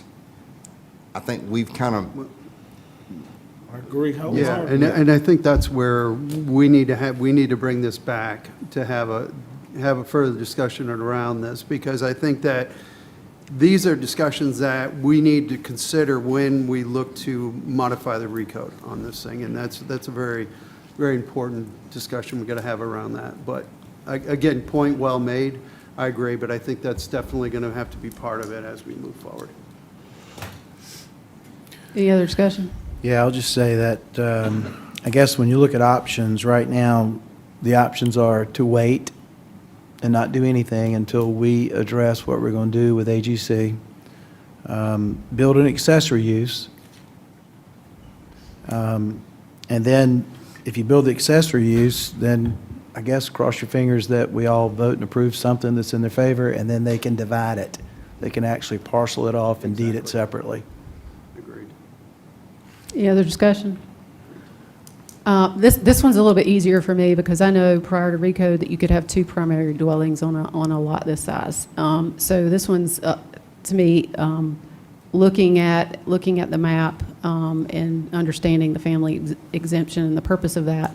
I do agree, though, we don't want to open up the floodgates. We want to be able to be responsible to our community and it not create a problem when it comes to responsible growth. But I do support first reading on this, and I think we got our work cut out for us, council, to start working pretty quickly on how do we start tackling these issues. I would ask staff that when these issues come in, when it's an AGC to RUD, understanding where we are, I think it's really, really important that we do a little bit more digging, a lot more discussion at the outset. I would ask our manager to do that, to find out what it is that's the real intent of the parcel owner, what are they really trying to accomplish. My understanding was that maybe with a little bit working that out, maybe this one didn't need to be had, but it's extremely important for us sitting up here to understand exactly what they're looking for, to see what those options are, to be able to evaluate that as a council. All those in favor of the motion say aye. Aye. Any opposed? Opposed. Motion carries 5-2. Move now to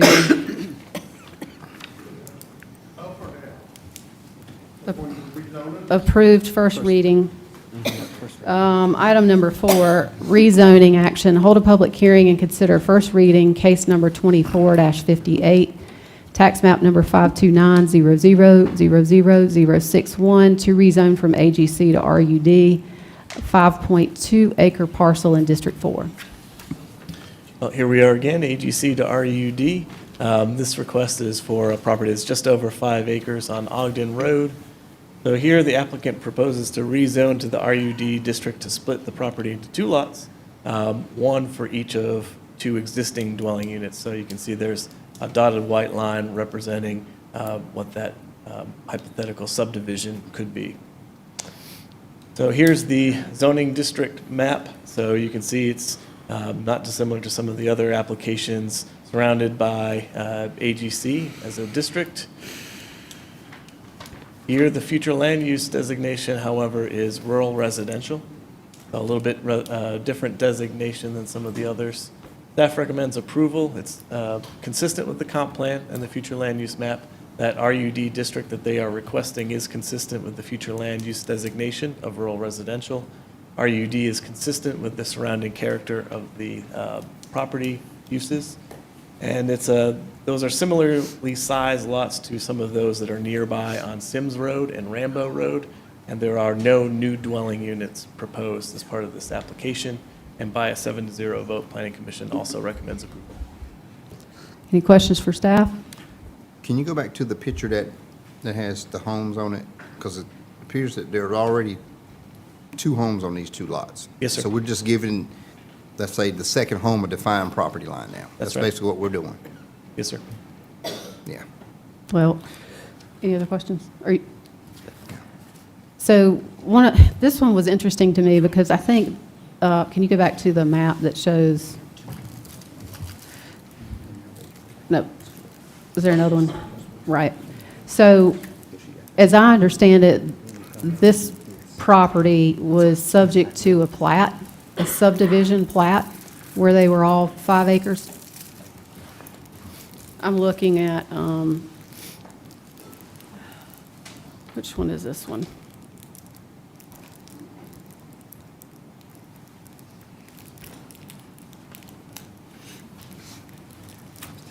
So I'm looking at 7.4A, which was part of this group. What I'm confused about is in that it looks as if it was a plat where these parcels were all lined up, and all of those parcels were larger. They were either 5 acres or larger.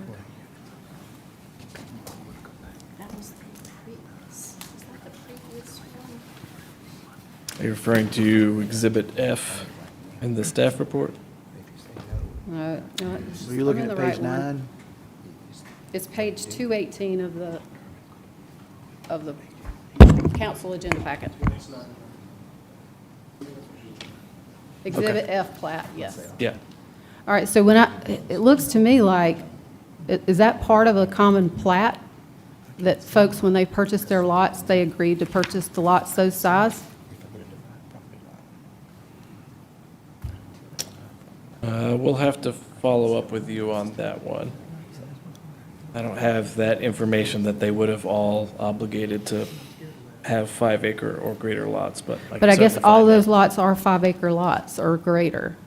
And so what I would imagine is that this person who has 2 lots is probably, because it was AGC and you were allowed to have 2 primary, but you had to be a single owner. And so the question is, I just don't, when I look at the comprehensive plan and I see rural residential, I don't know that that means council decided we want to go to 1-to-1 acres and that now we're going to let folks, go to smaller acreage, especially if there's a platted lot, that has everybody at larger parcels. I did have one call from one individual who had some concerns about this. But to me, that's a bit of an issue. My question would be, allowing this family to split this like this is no different from what we just voted on, giving that family the right to build 2 houses on the 7 acres. This is the same exact thing. Well, I don't- So, I my think- question to the council would be. I don't think we can debate the issue later. I guess my question was, though, Is it was not? this part of the subdivision where the lots were required to be a certain amount of size when they purchased their lot? Yeah, so we'll look into that, if there's any plat restrictions that would prevent them from having a smaller lot size. All right? Can you put your picture back up with the homes on it? So,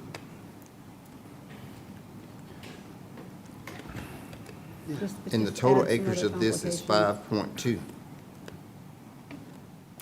Yeah, no, I was talking about, I was just looking. did you see the yeah, plat? the plot. It looks like to me that when you had your original AGC that said AGC had no minimum lot size, right?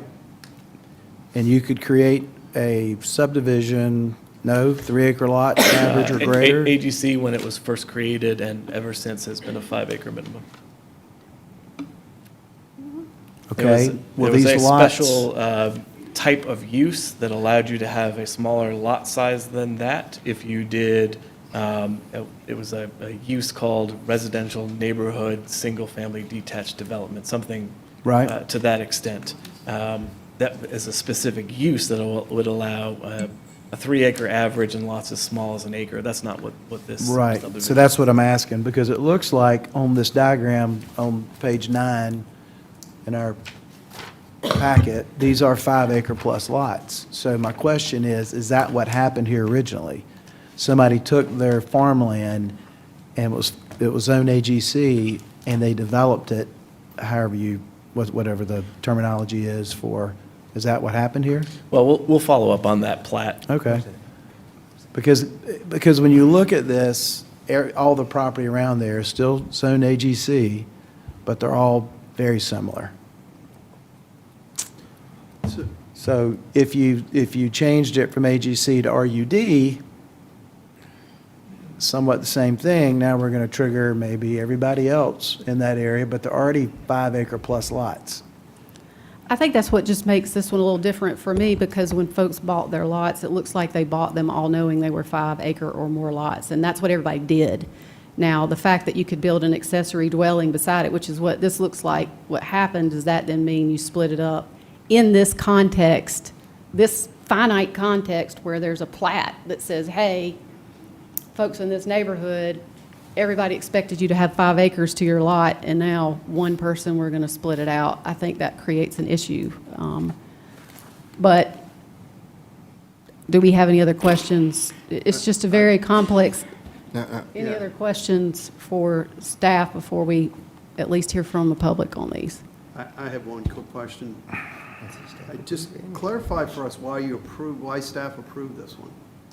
Yes, sir. So you can plan. see the zoning doesn't necessarily add up, right? So the zoning district says AGC. However, staff bases our recommendation on basically 2 vectors, right? The existing zoning and what's around it, and the second being the comprehensive plan and what the comprehensive plan envisions for an area. If an application has, it meets the zoning, or it meets the comp plan future vision, or both, staff is most likely to recommend approval, and that's what we have in this case, as the plan is seeking rural residential, which certainly RUD aligns with that. I think, and this gets back to the question, it seems like the comp plan is supposed to be visionary. And when we come in, this area is pretty much developed and the lots are done. I don't think that when council passed the comp plan that we understood, or that rural residential meant to staff, basically it's RUD, a one-to-one. We're now going to say it's RUD, it's 1 acre lots versus AGC. And there are a third of our AGC lots that are less than 5 acres. A third of them are less than 5 acres. So I think that's the concern here, is that this is not in the middle of AGC land, and this idea that rural residential somehow just magically means we're going to now go to 1 acre lots, that doesn't seem to fit what this area is. It's already built out. Again, we have very limited options here, but any other questions for staff? Any other questions for staff before we open public hearing? I'll make comments later. All right, thank you, Jonathan. Is there anyone who wishes to speak against this request? Right. Yeah. Is there anyone who wishes to speak in favor? Move to close. Second. We have a motion and a second to close public hearing. Any discussion? All those in favor say aye. Aye. Any opposed? Hearing none, motion carries. Do we have a new motion? Move to approve. Second. We have a motion and a second. I Any wanna- discussion? Yeah. I just want to make a quick comment for the justification to allow this split to happen. The houses are already there. This is similar to the young lady, Ms. Brown, who just came and wanted to split the land and build an additional house, which is going to come up to about 3.75 acres on her 7 point whatever size lot that she had, that we just approved. The building of a new house. Here we have 5.2 acres with 2 houses already on it. And if you go back to prior to recode, that granted an accessory dwelling to be built on the same lot. This is kind of what you get when you allow people to build 2 homes on 1 lot. Maybe it was 20, 30 years ago. On family land. Now, one brother owns 1 house, other brother owns the other house. Nobody can sell, nobody can refinance, nobody can do anything because it's all tied up in 1 lot.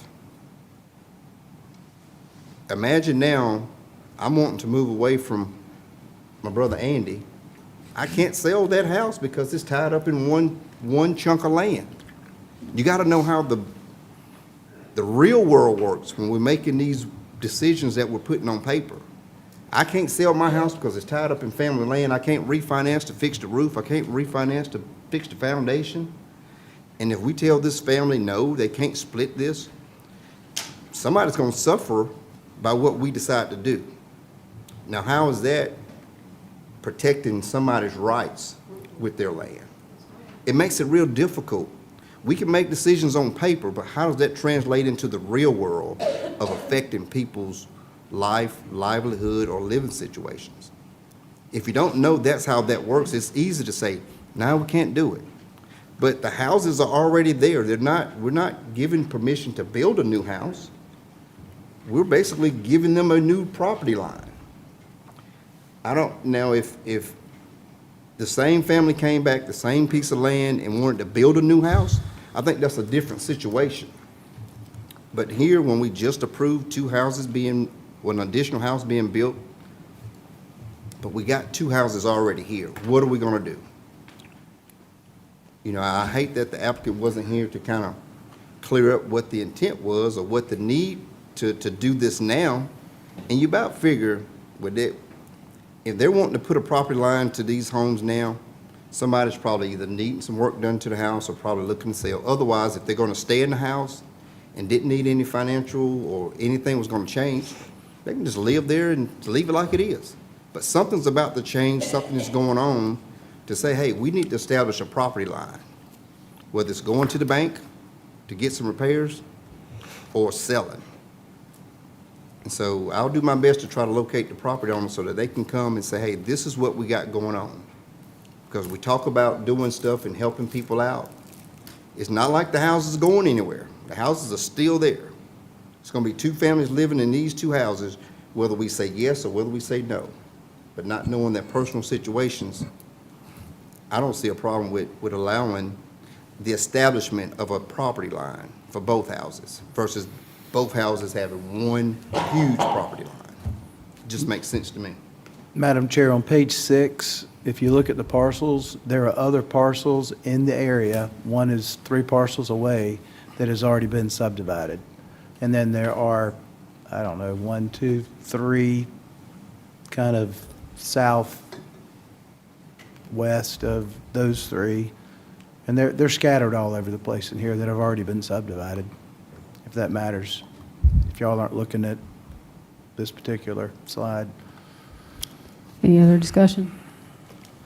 I certainly am going to be consistent tonight in my voting. I think that what this does, it points out the problems that we have, and I do think one of the things that council is looking for is a way to continue to keep things AGC, lower density development, and it retain its AGC status without us moving to an RUD designation, which basically then makes it appear that we're approving high-density issues. We have to find a way to fix our comprehensive plan to where we can clean up some of these issues, but it doesn't lend itself to opening up the areas for high-density development, but is flexible enough to address this. So I certainly will be consistent in my voting and approve first reading while we gather more information. Yes? And just from staff's perspective, that's why this is a big project, because we're not just talking about the code, we're talking about the comp plan. So I do want to be consistent and tell everybody, we're not able to deliver this project overnight. We're more than willing to talk in more detail, but you're right, y'all are communicating what you see as problems, but those problems involve updating multiple documents, updating code so that it's what y'all want it to be as a council, and then going to make sure that comp plan is consistent with what that says as well. So that is a big project. I just want to make that clear to everybody. That's right. All in favor of the motion, say aye. Aye. Any opposed? Motion carries. Rezoning action, hold a public hearing and consider first reading. Case number 24-59, tax map number 56100000022, to rezone from RMX 20 to LI, a 1.47 acre parcel in District 2. Mr. Bono. Yes, this application is just about 1.5 acres off of Charlotte Highway. We go from RMX 20 to light industrial. So here's the application property. Originally, the applicant had requested the ID or industrial district for this application to establish a construction services use. That's how it's defined in the code. But it's a broad category that includes his proposed dredging business on this lot. So prior to Planning Commission, the applicant requested the light industrial district instead. There is an option in the code that if you have your outdoor storage below 5,000 square feet, you qualify for trade services. It's a different use, and that's allowed in light industrial. So that's what the applicant did. So here's their sketch of a proposed site that they would have parking, outside storage, and they would have some areas for holding fill material, dredge material, excuse me. So here's the zoning district map for the area. See, it's predominantly residential zoning districts of various degrees. RMX 20 is in there. There's some RSF 30 on some of the adjacent coves. There's a apartment development here that's planned development, and then you get towards Highway 557, and that's where that commercial zoning starts to appear. The future land use map is showing neighborhood residential for this area of Charlotte Highway, and pretty extensively so in the areas this map shows, and further out, single-family residential. So just a additional point of information on that neighborhood designation. You can see this is Merroway Point, which is a development that's underway surrounding the parcel. So this is the subject property outlined in purple here. So this is the Merroway Point subdivision that's under development. So you can see there's some residential lots that are on the same cove. And this parcel outlined in green through a negotiated settlement between the developer and the planning commission, this property is to be donated to the county and potentially developed as a park. So staff recommends denial of the rezoning request. It is inconsistent with the comp plan and future land use map.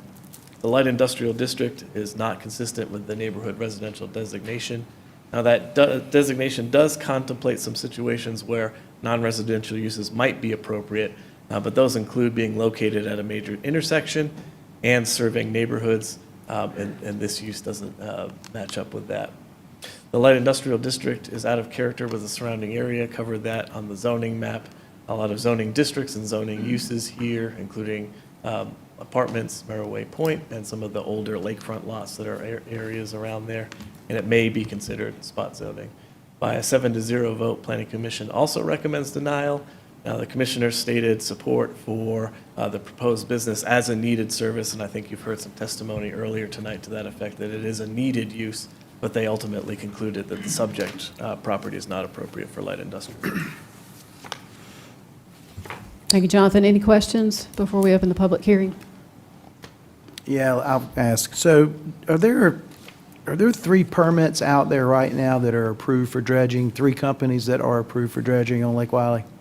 I do not know the status of permits for dredging. Yeah, quick question. So just so I'm clear on this too, the property itself would be used as a location where they would drudge back material back to the property. Describe a little bit about what would occur on the property. Yeah, as described by the applicant during the meeting with the Planning Commission, and perhaps during the public hearing might expand on that, but the intent of the use of the property to have some equipment on the property, but to be able to launch watercraft to go out and dredge from the water on whatever their contract property might be to do the work, and to bring back that dredge material, store that on the site to allow it to dry out before it can be hauled off to wherever it's going. Okay, thank you. Thank you, Jonathan. Well, Do you have another question? yeah, I mean, if there, it looks like to me though, some of this would be pretty well needed if the lake's starting to actually fill in. Yeah, I think that's what we're going to hear in just a minute, when we open up the public hearing. The what? I think you'll be hearing that. I think that's about what we're going to hear when we open up the public hearing, so. No, I mean, well, I mean, just because it's going light industrial, I mean, you could put a restriction there if they're worried about other things coming in there. Is that possible? Sure, as council has done a couple times in the last few years, you could request that the applicant place deed restrictions on the property to eliminate some uses you might not. I'm used to trying to fill up mud holes. I'm trying to make sure we're asking questions of staff. So the company is a dredging company, is that right? Yes, ma'am. Very legitimate. Do you have any other companies like this in a residential area, in a community, going in a community? They're not supposed to. So to the extent that they are out there, I don't know if each of those businesses has the appropriate zoning or not. I can follow up and see what's out there and what their zoning district is. All right, any other questions for Jonathan before we open public hearing? All right, thank you. Is there anyone here who wishes to speak against this request? I feel like the lamb going to the slaughter. Good evening. I'm Chris Frazier. I'm at 689 Sandbar Point in Lake Wiley. And I am hoping that you will deny the rezoning request from RMX 20 to light industrial. I'm going to step back for a second. Yes, we need some type of dredging company in the area. You live on the lake or the river or any of the creeks, and you drive around and you look at all these beautiful canoe lots or lake view lots, or if you've been on the river for a while and you see that your floating dock is not floating anymore because it is on the bottom, of the river or the lake, yes, we need dredging. And we need a dredging company that is on Lake Wiley, and so nobody has to go all the way up to Lake Norman and spend $1 gajillion to come down and dredge your cove or your creek or whatever. So I am not against the company. We need that service, and we need that service here locally with one of our neighbors. What I am against is the location. Just heard from staff, it's something what we need, but the piece of property is the wrong piece of property for it.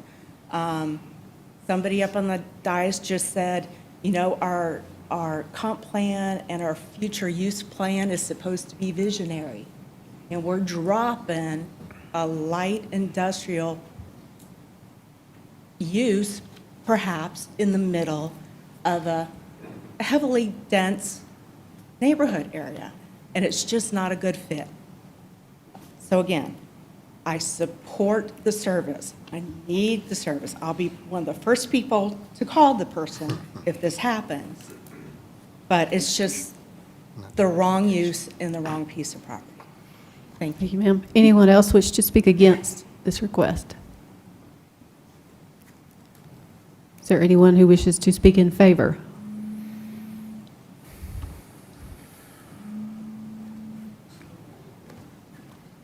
Mark Winslow, 5546 Crowder's Cove Lane.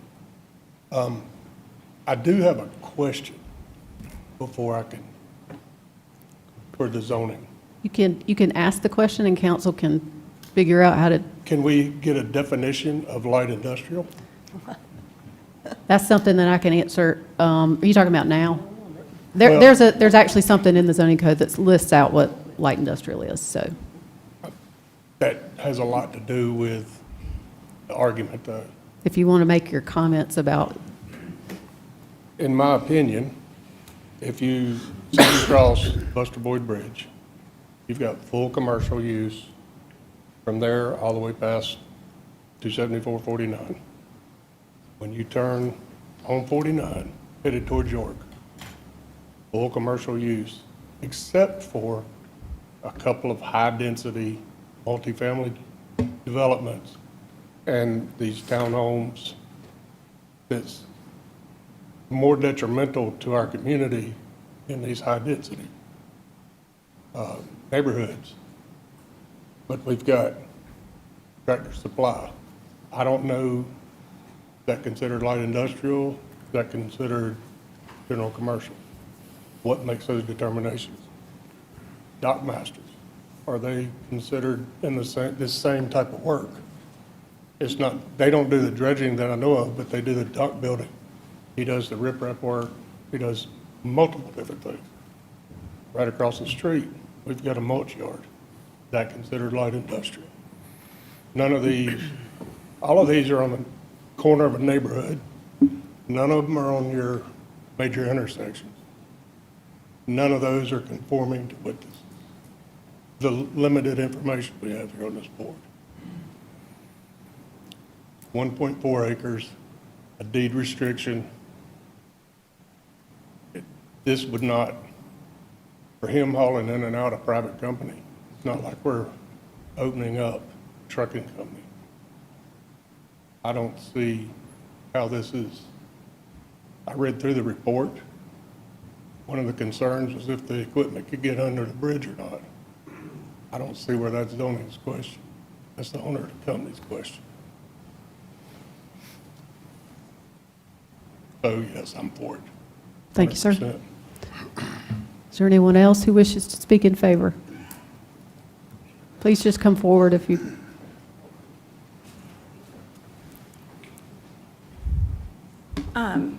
I wanted to put a counterpoint to what the woman spoke about earlier regarding it being the wrong spot. When you all look at your future classification map, there's nothing on the water that is zoned industrial aside from the power plant.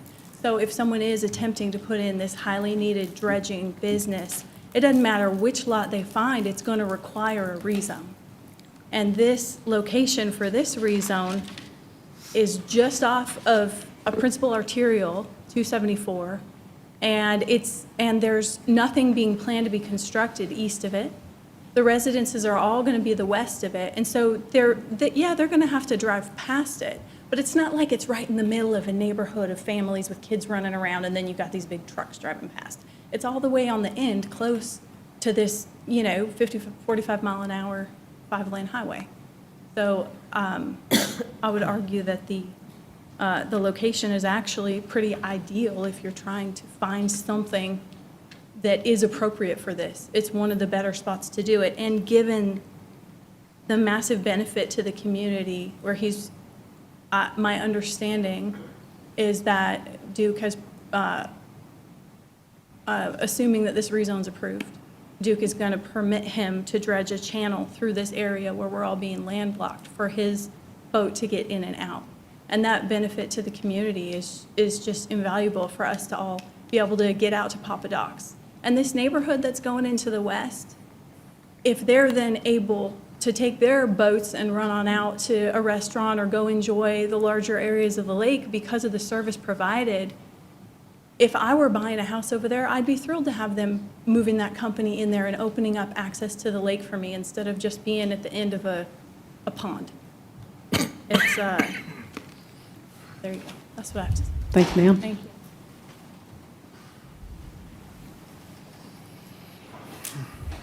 My name is Scott Ward. I live at 5933 Natoma Road, Lake Wiley, and I'm the property owner.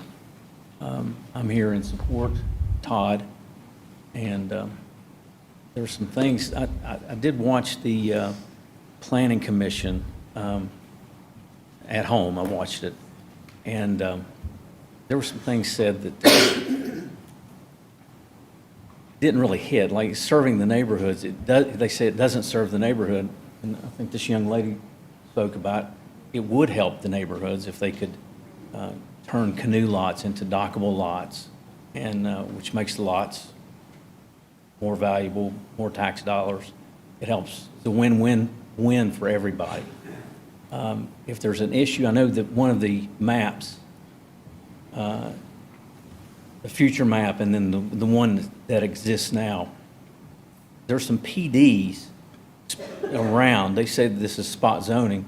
If we did a PD, like everybody else around us, the apartments, there's 2 or 3 other ones around us, why couldn't we do that? Make it a PD. That's what I want to do, whatever it takes to get him his business. We need it here in Lake Wiley. Thank you, sir. I'm Todd Flowers. I want to thank everybody who came in favor. Mr. Flowers, if you'll give your address, please. Oh, I'm sorry.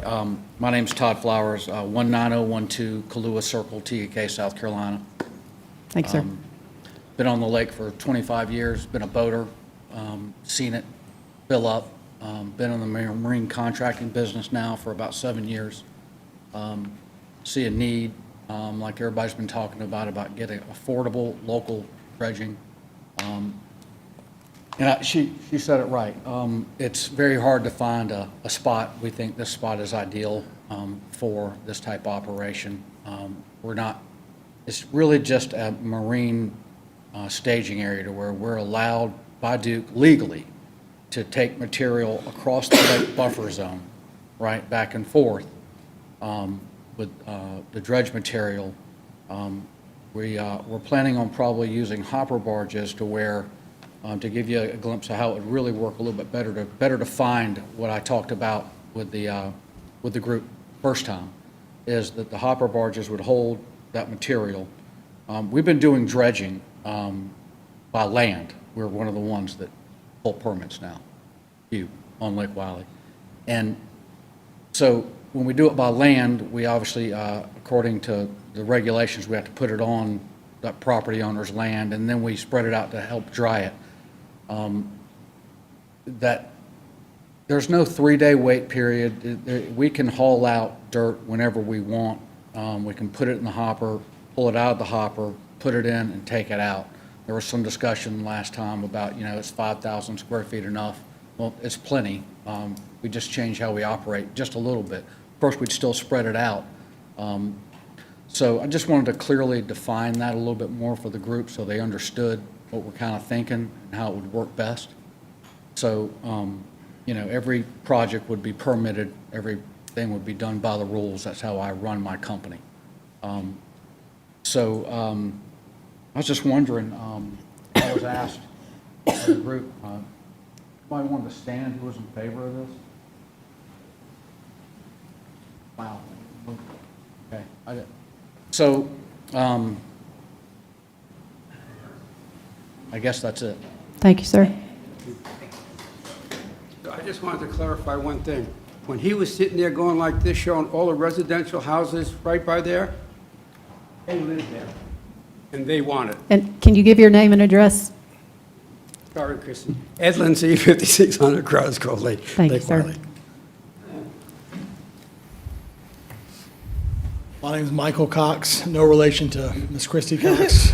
I've been here before. so Oh we my had the gosh, same- you were on the list too, and I didn't call your name because I thought it looked just like my husband's Yeah, handwriting. and my I'm wife's sorry. name, I'm my glad wife's you name got is a Christie as chance. well. I've been here before. You didn't give an address or say anything else. 5985 Johnson Road, but I have multiple properties back in the creek there. I've been owner there for 20-plus years, so I was there when it was deeper water. The problem that this gentleman runs into is finding land and property that's economical enough for him to start his business in a situation where he's close to a main road. As you know, Lake Wiley, 30 miles long, multiple counties, multiple states. However, it's hard to find property for a business owner to do a business legally. We have multiple dock builders on the lake now that I live by personally that may or may not be operating legally, but they're doing a good job. No one kind of says anything to them. We're not here to discuss that, but we want to get this gentleman running so that he can build a dredge around that point that you saw that was not there 25 years ago. So imagine in 25 years, that's grown up 30-foot trees and 200 yards of silt has come through there. So he's going to help us all out, hopefully, to be able to get an opportunity to get an average-sized boat around that turn when the water it's not at clean levels of full pond. So we're all here to support you, Todd, and good luck. And hopefully the commission, or planning commission, excuse me, can tell the passion that we all have for this, and hopefully you guys approve this through the process. Todd, it does take some while, but hopefully they do what's best for the community. Thank you, sir. I would like to add one thing. So we've got the majority of the people You need to here- come up to the mic Sorry. I apologize. and state your name and address again. No problem. My name's Todd Flowers. Address is 19012 Kahlua Circle, TEK, South Carolina, 29708. So we've got a lot of folks here tonight that are in the immediate area where the yard's at, where the proposed dredge yard is at. So, and I would understand, I've never been through this before, but I know the envelopes are, the mailers are sent out in the area just around, if I'm not mistaken, just around that property. So there are countless coves, larger sections of the lake up in Belmont that are filling in. I know this, I'm a marine contractor, I build docks all over Lake Wiley and other lakes.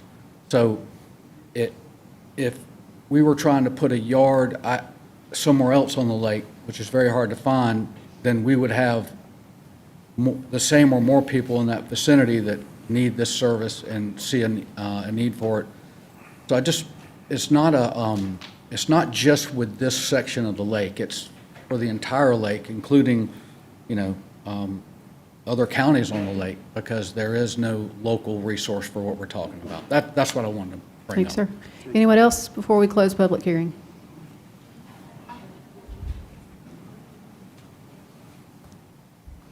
Beverly Caliendo, 5101 Sap Circle, Lake Wiley. I just moved here, but I found out that that's so low that a house burned down. They couldn't even get fireboats there. We have no fire hydrants. And to me, it's crazy how low the lake can be, and to have not that service and be scared that an entire neighborhood could burn down because it needs to be dredged and it keeps just filling. And it's gotten so bad that it's expanded and trees are growing, and it's just terrible what's happened. Thank you, there. ma'am.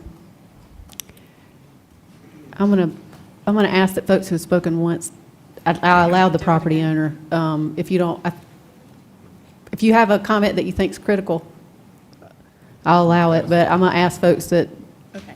Katie Bestman, I'm 280 Carroll Cove, and I apologize. I want to follow up with, my husband has seen at some of the public boat launch, some of these other companies loading riprap and stuff like that onto their boats. And so to have a company on the lake that is actually loading from their own site would be beneficial. And my second comment regarding other companies, the question that was raised by y'all, companies have their tasks that they're qualified for, but then their tasks that are their bread and butter. And these other companies, they build docks. They do almost no dredging. Just because they can doesn't mean they do. And if they're gonna do it, it's gonna be very expensive. So getting someone in there where this is his bread and butter, that's very valuable to the people. thank you, ma'am. John Gossett, 5717 Lake Wiley Road. I live close by to where this is proposed, and we all know that from other things that the council has had to address in the last couple of years, how busy that section of road is, that 274 corridor down through there.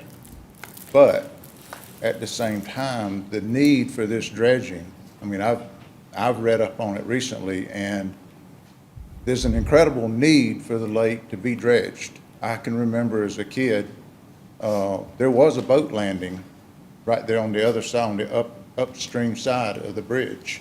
And it was all open, and there was a busy boat landing. You go right under the bridge, down the lake you go. If there's a slight drought, you could put waders on and get off at the bridge and just walk your way all the way down the lake, down the middle. It's bad. And then when that house burned down because they couldn't get the fireboat up in there, that really made people wake up and go, wow, you know. It's a shame when you can remember what that section of lake used to be and what it has now become. But it seems like it just continues on and continues on, because I can go in on a power line that goes further down, way beyond where you see from the road. I can go down a side road and go in a long way down from there, and it's the same thing. It's continuing to grow. What a lot of people don't realize is we have that problem in other places of the lake. Allison Creek, when you go 274 going to Rock Hill, you go across Big Allison Creek. That used to be a boat landing also. And it's all shallow water now. In fact, you can look upstream and you can see where it's starting to have a sandbar grow too. What you don't see is how shallow the water is on the other side of Allison Creek. I've put in with my kids at the new Allison Creek boat landing and paddled up with our kayaks. And you get too close to the bridge and you put your paddle down and you're already hitting the bottom. So you got the same problem there, and they talked earlier about up in North Carolina. So the service is needed. The problem is, where do you put it? And I know almost all of the South Carolina part of Lake Wiley, the shoreline, and where do you put it?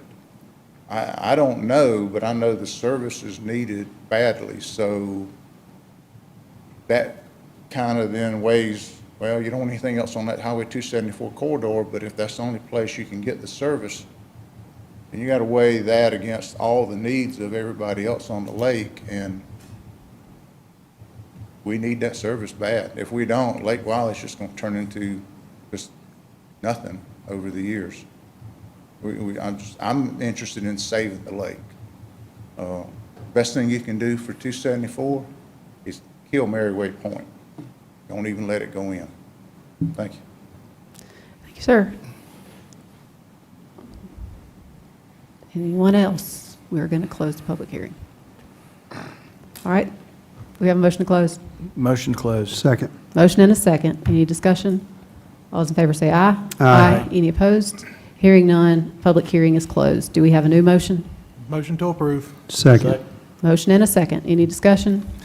So I spoke to the applicant, and I've spoken to numerous residents along the lake, Lake Wiley Marine Commission. This is a sorely needed business on the lake. And as other people have already acknowledged, if you look around the lake all the way from the dam all the way up to Mountain Island Lake, there's really no other place that a zoning usage of this matter would fit, because it's all residential around the lake for the most part. And the commercial properties that are, nearby, they're booked up and, they've already been developed. But some of the things that make this a extremely needed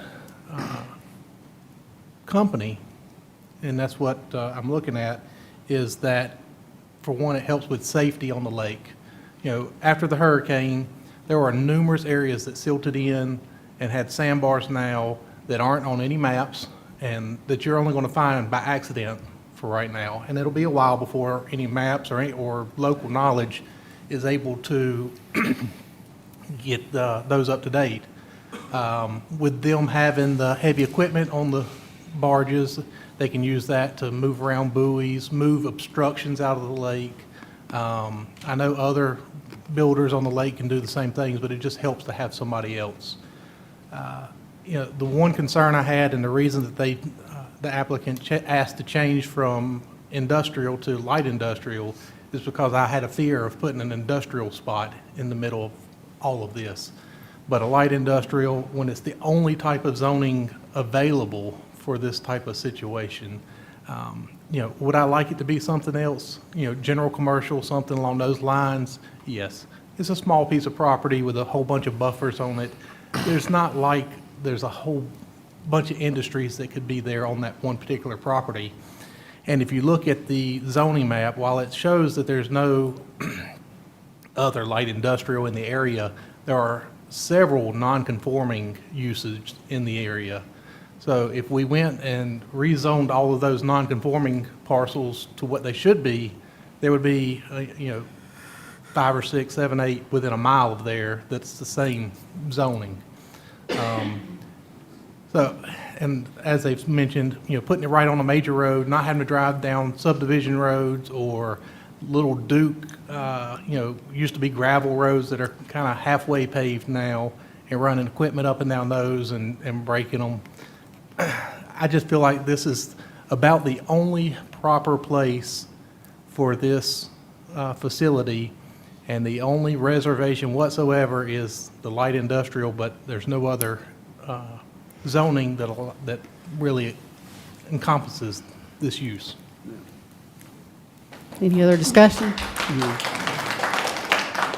No, well said, Indy. I think that there's several items here, right? When people buy homes on the lake, they expect to actually be able to access the lake, and it's critical for your property values that you can access the lake. And the one thing that's going to make you accessible to be able to access your docks is this dredging. I mean, I think this is critical. So the value of your property is really hinging on a decision like this. And I do fully support it, because I think it's not only the people in this room that are going to value from it, but there's going to be a lot of other people valuing. The other piece of it is the safety component of when you're driving along in the lake and you have issue with debris that comes up because it's gotten so high, I mean, you've got matters of safety that we have to address too. And I think this is a two-fold opportunity. And again, I'm fully supporting it. Thank you. Any other discussion? Ms. Roddy? I've said it many times before on this council that sometimes staff says yes, we say no. Sometimes the planning commission says yes, we say no. Sometimes they say no and we say yes. I think this makes perfectly good sense for the area. If this was inland and a different type business wanted to relocate on a residential piece of property, I think we would have some reservations. But this is going to service and serve those residents. We're not making any more property inland, or we're not making any more property on the lake. And this is, like several people have said, it's going to help the survival of the lake. It's going to help sustain the property values and the quality of life that people move to the lake to enjoy. With the sandbars and things filling up, it's one thing to live on a lake. It's another thing to be able to get your boat in the water to enjoy the lake. I think this should be a no-brainer to allow it. I know if I lived on the lake, I want to be able to put my boat in. I want people to be able to pull up. I don't want my dock to float away or be on the bottom of the lake, because the lake has risen up and foundations built up. So I don't have a problem with it, because it's going to service that immediate area and those all up and down the lake. If this was a business going in, trying to service somebody inland on the land, that'd be a different scenario, but, I'm gonna support it. Mr. Huckabee? Yeah. Just a couple of quick comments. Number one, I bought a house on the lake in 2008. I still own it today. It's a rental house today, and it's actually in a cove. So when I bought the house in 2008, I could put a boat at the dock. Today, you cannot put a boat at the dock. The sediment has probably risen, I don't know, 14, 18 inches since 2008. So here's my point, and I want to make sure the citizens that live on the lake understand that dredging is not a permanent solution. You're going to dredge again. It's like painting your house, all right? There's recurring maintenance, so you're talking about recurring dredging. Other thing is, too, when you dredge, and let me preface what I'm about to say with this, too. Our agenda comes out on Thursdays, and we all have day jobs, right? As we put in somewhere between 40 and 80 hours of work on county council a month. So it's the weekends when we get to read through our agenda items.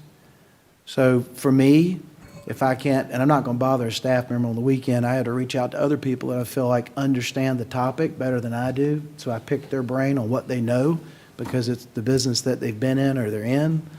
And that's how I help form my opinion on what I think I should do as an individual council member. So I've learned that there's been a Corps of Engineer report on Lake Wiley. I think we probably ought to see that, just so we're further educated on what the lake really does and the movement. Somebody just mentioned a minute ago that in Crowder's Cove, you've watched the sediment come in and come in and come in, right? It's not going to stop coming in. And when you go dredge in one area, you're disturbing the natural movement of sediment in the lake, and somebody else is going to be unintentionally affected by you dredging in an area. Unfortunately, believe me, I get calls because Lake Wiley, part of it's in my district, and people complain. So there's not really a permanent solution. A couple of things about the dredging that I don't know the answers to. I don't know if when you dredge, and you may know the answer to this, and I'm sorry I can't ask you the question, but when this company would dredge, are they dredging with the sediment going in bags that contain the sediment and the water?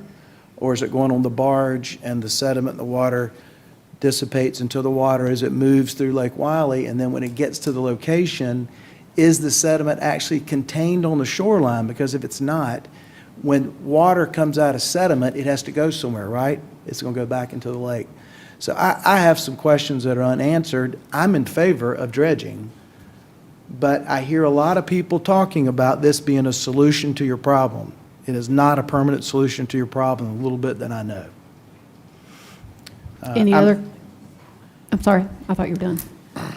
Yeah, the last thing I was going to say is, and I just had made a note of this when I was taking my notes this weekend, and that is, I just wish I knew if there were other locations on the lake where this could work. And I also learned that possibly there are 3 companies that hold permits to dredge on Lake Wiley, and I think you said you have one of those. So there are other companies that do it. They're just not actually physically on the lake. So are there other locations? So I have some unanswered questions. Any other comments? Okay, so my concern, first and foremost, is on the light industrial situation. And as Watts has a house on the lake, I had a house on a golf course. And I thought, this is great. They don't make golf courses anymore. You know, there's not a lot of land to put a golf course on. Little did we know, they sold the golf course to a developer. So now we have townhomes and apartments and you name it. When you change the zoning, when you ask us to change the zoning of your RMX 20 residential community and change in the middle and put light industrial, you are truly opening up a can of worms, and I am not kidding, because I have experience with that in my community. It is it's very serious. And I'm telling you this because I want you to think about this. It's not that I'm against dredging. I understand if I lived on the lake, I would probably be sitting out there with you guys. Because I would want to get my boat in and out. I'd want to be able to use the lake. But then you've got Duke Power, Duke Energy.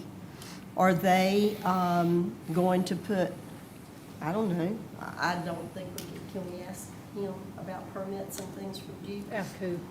The gentleman that's. No, we can't ask them, but you can ask staff if you want them to follow up on something, if you want to. Staff.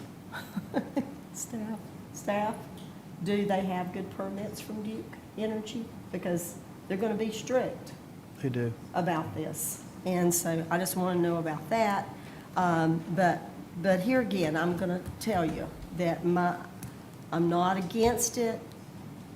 I would be for it. What I want you to think about,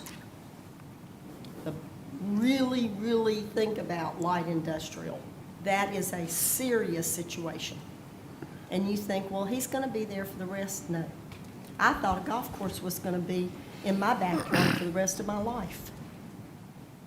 Light industrial is very bad. It is not a fun thing. It is not a good thing for you to put into the middle of a residential community. I'm just telling you. So, are we done? I'm done. Any other comments? Nope. Oh, all right, so, One thing, I mean, you either gonna dredge it or it's gonna fill in, one, two. I mean, But then you're going to have to keep pitching. I support the rezoning. I do think that there are some options that the property owner can do to protect the surrounding community, and that is to deed restrict the property for this specialty purpose and to essentially eliminate the other uses by deed restriction. I think that sounds like something that might be helpful to the community, and would encourage you to look into that. I would like to ask staff if there are any other suitable locations for this particular business, if they could come back to us and let us know the answer to that question. Just around the lake? Yep. We can look into that. Sure. And I assume we mean with suitable, we're talking about, that's a difficult question to ask, any vacant lots that are currently zoned for this use? Is that what you're looking for? That'd be great, sure. Okay. Just some more guidance. All right. All in favor of the motion, say aye. Aye. Any opposed? Hearing none, motion carries. Did you I'm vote? struggling, God almighty. I got to vote no. I got to vote my conscience. I mean, I'm for dredging, but I have to vote no. So motion carries 6-1. All right, we move now to item number 6, rezoning action. Hold a public hearing and consider first reading, case number 24-60, tax map 507-00000041 to rezone from GC to RI, 1.67 acre parcel in District 5. Yes, this application on McConnell's Highway is about 1.67 acres. The request is to go to rural industrial, so that's a relatively new zoning district, but one that contemplates non-residential uses in rural areas. So the applicant proposes to rezone to the RI district to redevelop this site. You can see there's an existing building there that's in pretty poor shape. They'd like to upfit that to go to the trade services use, similar use to the previous request, but this specific business is for power washing.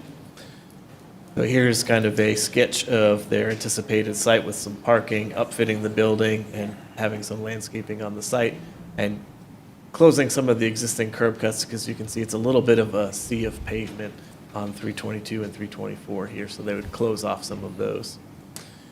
So here are the zoning districts in the area. There's, in this quadrant, there's a couple of GC parcels. There's also some single family to the north and some AGC to the south. The future land use plan looks at this as underlying agriculture use and some single-family, but here we're located in a node, and that's a rural center node. So that fits the request and makes this request consistent with the comp plan and the future land use map. So the rural center node does allow for the RI district, especially when it's serving the area. And certainly redevelopment of that existing building would benefit the area as well. And by a 7-0 vote, Planning Commission also recommends approval. Thank you, Jonathan. I do have some questions. This is one of those where when I looked at the general commercial code, a power washing business seemed to fall right in line with that already. And so it was a little, when I went and looked, there were uses that were allowed that included warehousing as well as business services. And I guess I'm just wondering, so RI is a brand-new zoning classification that was introduced in Recode, is that right? Yes. So prior to Recode, where would a business like this have been able to go? So what the question there is actually the definition of the use, and so I'd have to go back into the code to see what the definition would have been, because construction services was a use in the code. Trade services is new and it's more permissive and it's allowed in more districts. So I'd have to get back to you on what the old code would have considered if it was something beyond construction services. Which this isn't. So trade services is what this falls under, and that's a less intensive use because of the a lesser outdoor imprint than construction services, which is more outdoor. So why didn't this fit general commercial? Because trade services is not allowed in the general commercial district. And generally, the reason that's the case is general commercial is your commercial site where people are going to conduct business. They're going to buy something from that site and walk away with it. This is a power washing business. It's a service. This is their office. This is where they hold their materials. They're doing their work elsewhere, so they're not having customers come to the site to buy things and drive away with them. So just general commercial allows so many things, and it allows commercial businesses and warehousing. I'm struggling to determine, did we introduce complexity to the code? Clearly, it needs to be somewhere. And what I've seen that these folks are doing on this property is fantastic. The neighbors are very supportive. This is going to increase property values. It essentially had devolved into a junkyard in GC, and there's so many uses in GC that are offensive, that are a whole lot onerous than, having a business like this there. I think the concern was that this was just the fastest path, but I think we ought to look as a council at whether or not, this is something that we need to look at more closely, because if the only place trade services can go is now a new business, a whole new classification, that these people have got to rezone before they can do that. And I think we want to encourage trade services. The community supports that. Are there any questions for staff before we open public hearing? Thank you, Jonathan. Is there anyone here who wishes to speak against this request? Is there anyone who wishes to speak in favor? Motion, oh, sorry.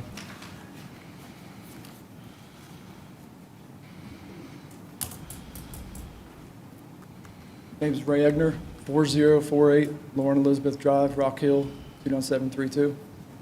Wife and I are looking to purchase this. Like you had said, it's become an abandoned junk warehouse with weeds growing through the roof. Had a fire there several years ago, and it's just sat vacant. We applied for the rezoning because we were told that we didn't fall under current zoning, so we're trying to do everything the proper way. Just trying to get the fastest path to be able to go in there. We've got a general contractor on standby. We're ready to sign the contract tomorrow to give him approval to do all the repairs. So we're just trying to get it done as quick as possible, and contribute and clean that corner up. Thank you, sir. Is there anyone else who wishes to speak in favor? Motion to close public hearing. Second. Motion and a second. Any discussion? All those in favor say aye. Aye. Any opposed? Hearing none, motion carries. Do we have a new motion? Motion to approve. Second? Motion and a second. Any discussion? Only question I have is there a faster path, or we have to go through 2 more readings before they can even start moving forward? So this will cost another month before we can actually finalize it. Any other? I had just one question / comment. I don't know, I wasn't here during the whole RICO thing, and I don't have all the background, but it seems to me, looking at this rezoning and the previous one for the lake, that the RICO created a lot more issues with this trade services and construction services than it went to solve. Because, like I said earlier, up in, at least in the Lake Wiley area, there are a ton of businesses up there that started in GC that are now non-conforming due to this. And at this point, when you tell somebody that these things, like a pressure washing business, is an industrial service, even a rural industrial, it freaks out. And now, because that zoning doesn't exist anywhere, nobody can just go and buy this property and start a business.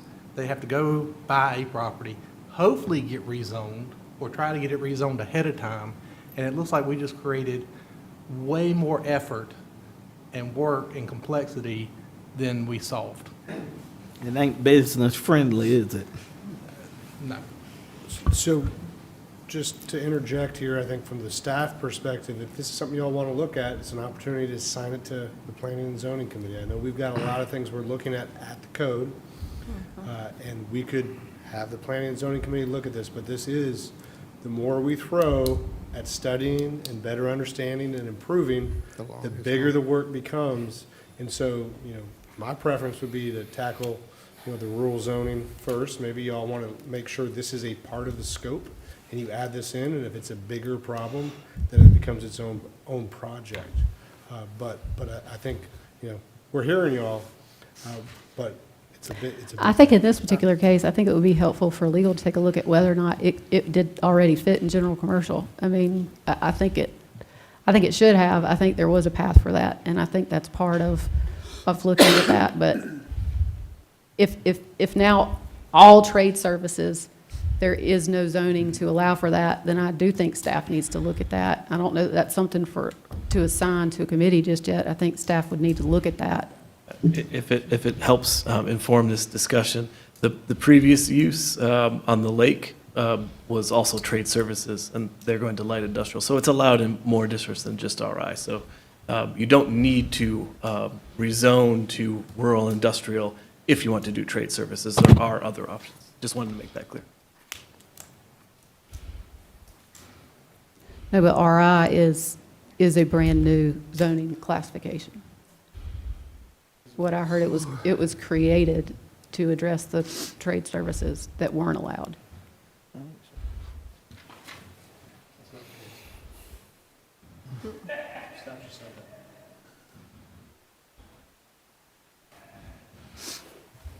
What do you think? Let me get some feedback from the rest of the council. Is this something that we do need to ask staff to at least investigate those uses and make sure that they aren't only exclusive to a new category? I mean, in this case, maybe I misheard you. Are you saying in this particular case, there was anything else they could have done? Yeah, there's other options, but that made the most sense in this area. That's how I've understood it from staff. I heard in this particular case, there's nothing they could have done except for rezone to RI. No, so there are other districts. So for example, in the dredging case, they had the same No, but use. I want to talk about this I one. know. But they requested light industrial because that made the most sense for that location. Likewise here, rural industrial makes the most sense to request that district rather than request LI at this location. I guess my question is, was this particular use in this case allowed in any other district other than RI? Because Yes. why? It is currently But allowed. they in- had to rezone from GC. So what were Yes. the other, what It were is- the other it- districts that it would have allowed in? At least LI, it might be in UD. We'll have to double check. But on that, UD we're getting rid of. I That's not, understand. that's not even I an understand. acceptable I just want to response. be comprehensive in my answer, that's all. So it is at least So it's only allowed in light industrial and rural So industrial. and I think that this gets back to the other questions, is that we basically are throwing everything in industrial. And I do think, to your point, Mr. Litton, that it does scare the community to see industrial. Why do we need industrial for a facility like a pressure washing commercial business? So I think this is probably, still got one other issue. Are there any other comments from council? We can move on. All those in favor say aye. Aye. Any opposed? Hearing none, motion carries. Item number 7, rezoning action, hold a public hearing and consider first reading. Case number 24-61, tax map number 713-00000143 and 216 to rezone from RSF 40 to RMX 10, 2 parcels that total .71 acres in District 7. Yes, this application is on just under an acre and includes 2 different parcels. Both of them, the request is to go from RSF 40 to RMX 10. This is in a donut hole surrounded by Fort Mill. So here are the 2 application properties. So the applicant lives currently on the larger piece, and she acquired the adjacent property. It's about 6,000 square feet. Acquired that in 2022.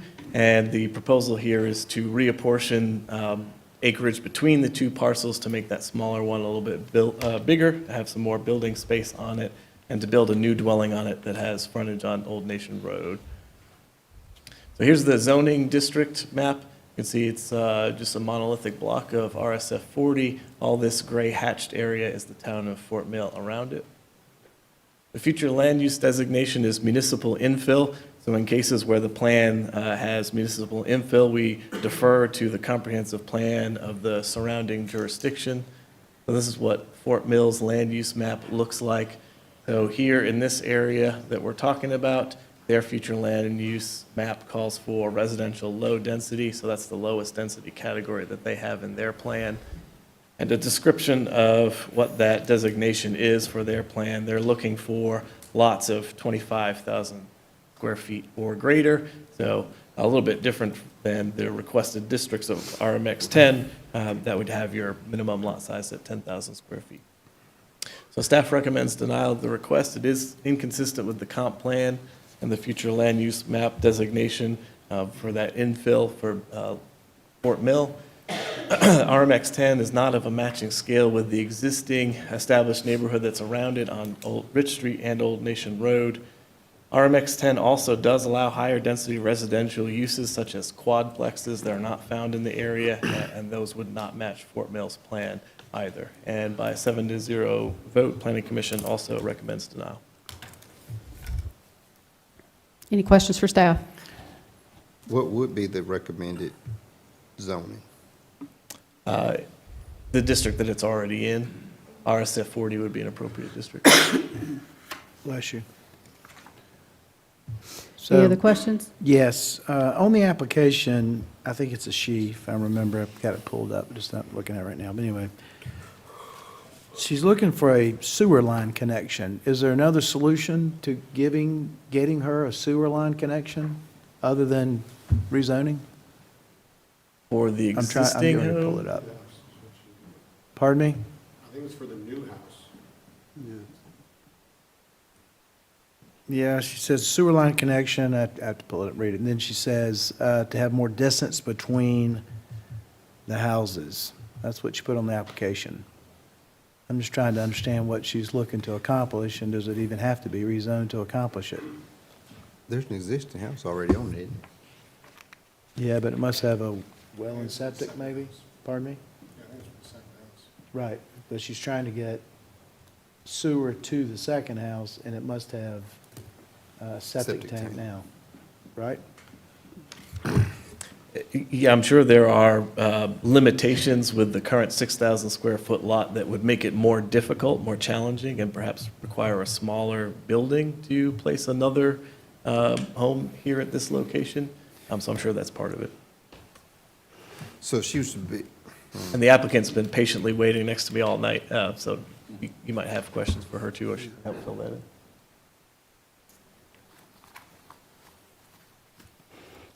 I mean, you got denial, so I'm trying to figure out how do we accomplish what it is she's trying to accomplish with sewer without rezoning? What am I missing? I don't know that the zoning has any implication on sewer connection or not. I believe that would help accommodate with some additional acreage, making sewer and/or septic work for the additional dwelling. Because on the application, it says to allow for sewer line to reach connection point and stay on the same property and give more space between houses. So I'm a little confused. I'm sorry. I encourage the applicant to help fill in the gap there. Okay. Any other questions for staff? are they able to build an additional dwelling without doing rezoning right now? So they could do an accessory dwelling unit. There is a provision in the code that, so typically, you wouldn't be allowed to have an accessory structure that's on a different lot than your primary. But there's a provision in the code that's a little more permissive that if it's under the same ownership, you can have an accessory structure that crosses property lines. So in this case, she could build an accessory dwelling unit without rezoning. So go to page 8 right quick then, because it looks like there is an accessory use on the property. Go to page 8 of what you sent us in our packet, the staff report. Is that what this is? No, the presentation does not match the Well, what is report page this? for page. Is this an accessory use here? Because this is the separation of the property. So I believe you're referring to this structure right here. Yes. No, that's not, that's just a shadow? It's more than a shadow. That's a rectangle. Pardon me? Shed. A shed. Thank you. It's a she shed. Okay. It is confirmed that it's a she shed. It's a Okay. he shed. It's a he shed. Just let her get up there and tell us. We got to open the public hearing to do that. But I can't ask Can we questions open the when public she hearing? comes up here. Let's open the public hearing. Thank you, Jonathan. Is there anyone here who wishes to speak against this request? Is there anyone who wishes to speak in favor?